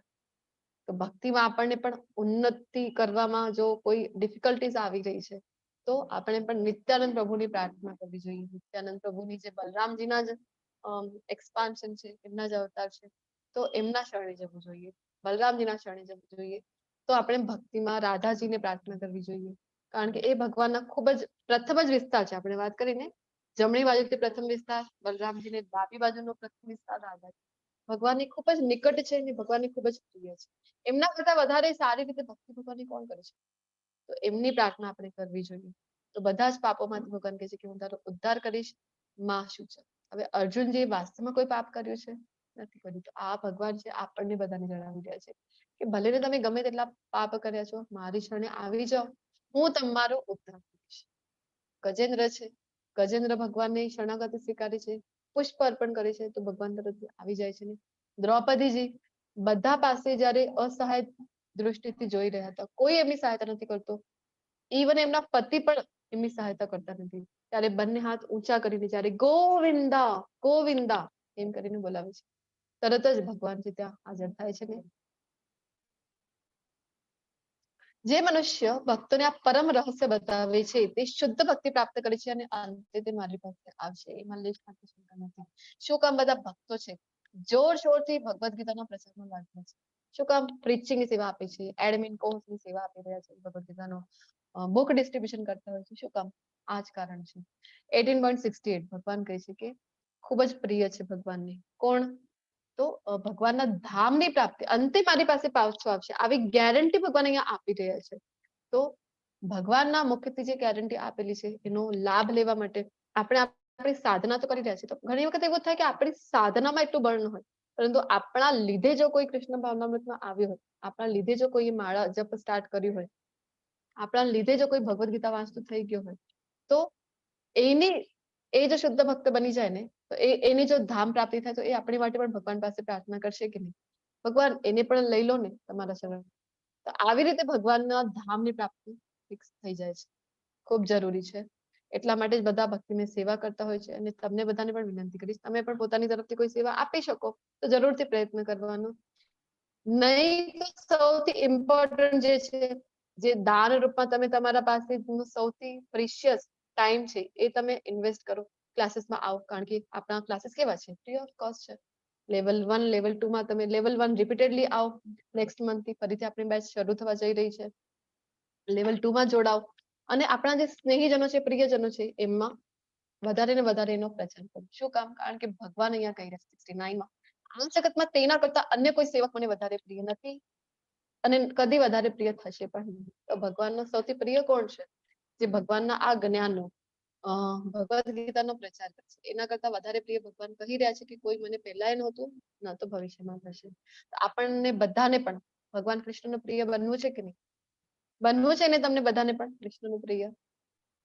હા તો હા આપણે બધાએ પ્રયત્ન કરવો જોઈએ કે આપણે ભગવાનનું યસ આપણને બધાને ભગવાનનું પ્રિય બનવું છે ને, તો આપણે પણ આજે વોટ્સએપમાં સ્ટેટસમાં મૂકી શકાય, ફેસબુકમાં, ઇન્સ્ટાગ્રામ, જે કંઈ પણ સોશિયલ મીડિયામાં તમે કનેક્ટેડ હશો ત્યાં બધી જગ્યાએ પોસ્ટ કરી દો. જે આપણે કરી શકાય ને એમાં કોઈ પણ આપણને કોસ્ટ છે એ લાગતું નથી. તો જરૂરથી પ્રયત્ન કરો કે સોશિયલ મીડિયા ઉપર આપણે બધી જગ્યાએ કેટલું બધું ફાલતુનું આપણે શેર કરતા હોઈએ છીએ કે નહીં, ઘણું બધું આવતું હોય આપણે ફોરવર્ડ કરતા હોઈએ છીએ. વધારે સોશિયલ મીડિયાનું વધારે મને જ્ઞાન નથી, હું કોઈ સોશિયલ મીડિયા ઉપર નથી એક્સેપ્ટ વોટ્સએપ. તો તમે જ્યાં જ્યાં પણ હશો ત્યાં તમે જરૂરથી પ્રયત્ન કરો કે તમે શેર કરી શકો, કારણ કે ભગવાનને વધારે પ્રિય છે. અને હું જાહેર કરું છું કે જે મનુષ્ય આપણા આ સંવાદનું અધ્યયન કરે છે તે પોતાની બુદ્ધિથી મારી પૂજા કરે છે. આપણે બધા 18 દિવસથી શું કરી રહ્યા છીએ? પૂજા કરી રહ્યા છે ભગવાનની. કે ભગવાન કહે છે કે બુદ્ધિથી મારી પૂજા છે.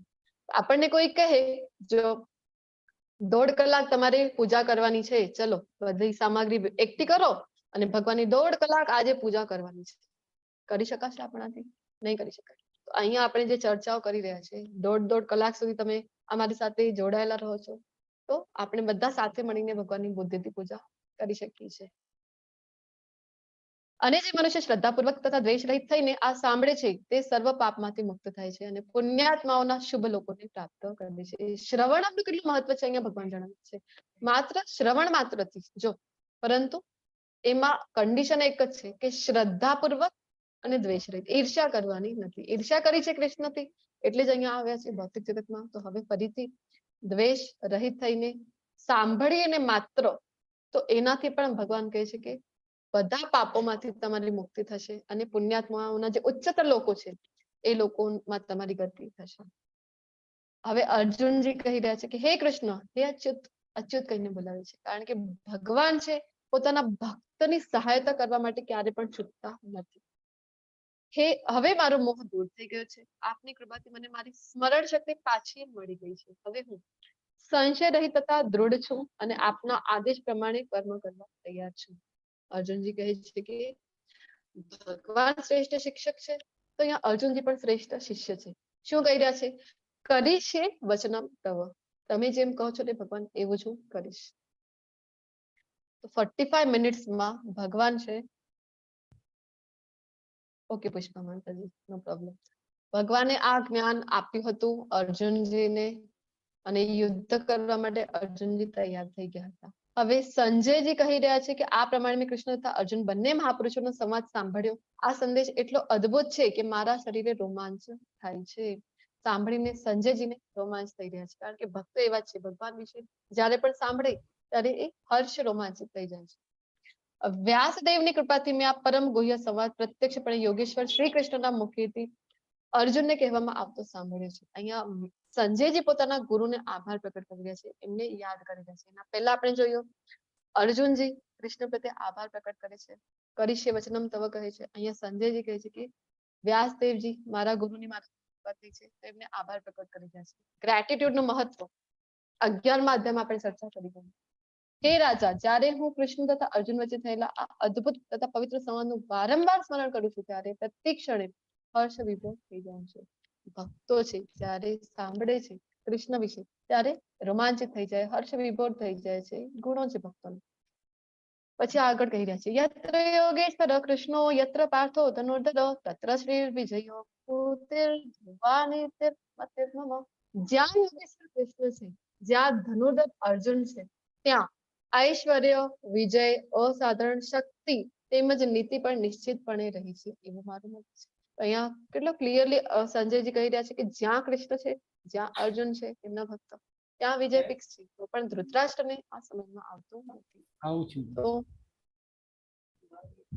આ અધ્યાય સાથે ભગવદ ગીતાના જે આપણે પાઠ ભણી ગયા છીએ કયા કયા છે તો જો કૃષ્ણ તમારી સાથે હોય તો તમે જીવનમાં હંમેશા જીતી જશો યત્ર યોગેશ્વર કૃષ્ણ આપણી સાથે પણ જયારે કૃષ્ણ હશે ત્યારે આપણો વિજય fix છે તો ભગવદના મહત્વના સંદેશાઓ કયા કયા હતા કે આપણે આત્મા છીએ ગુહ્ય જ્ઞાન અને કૃષ્ણ ભગવાન છે સર્વોચ્ચ વ્યક્તિત્વ એ ગુહ્યતમ અને ગુહ્યતમ જ્ઞાન કયો એ પૂર્ણતાની પ્રાપ્તિ કરવા માટે ભક્તિમય સેવા પ્રક્રિયા છે આપણે જોઈ ગયા છીએ તો જે પ્રભુપાદજી આપણને કહી ગયા છે ચેન્ટ એન્ડ બી હેપી હરે કૃષ્ણ નામ જપ કરો અને ખુશ રહો આજનો અધ્યાય થોડોક લાંબો હતો largest chapter of the Bhagavad Gita 78 verses છે એમાં ટોટલ થોડુંક સમય છે એ વધારે ગયું છે ક્ષમા પ્રાર્થું છું અને તમે બધા આટલા જ ધૈર્ય સાથે ઉત્સાહપૂર્વક મારી સાથે જોડાયેલા છો ખૂબ ખૂબ આભાર વાંછા કલ્પતરુભ્યશ્ચ કૃપા સિંધુભ્ય એવ ચ પતિતાનાં પાવનેભ્યો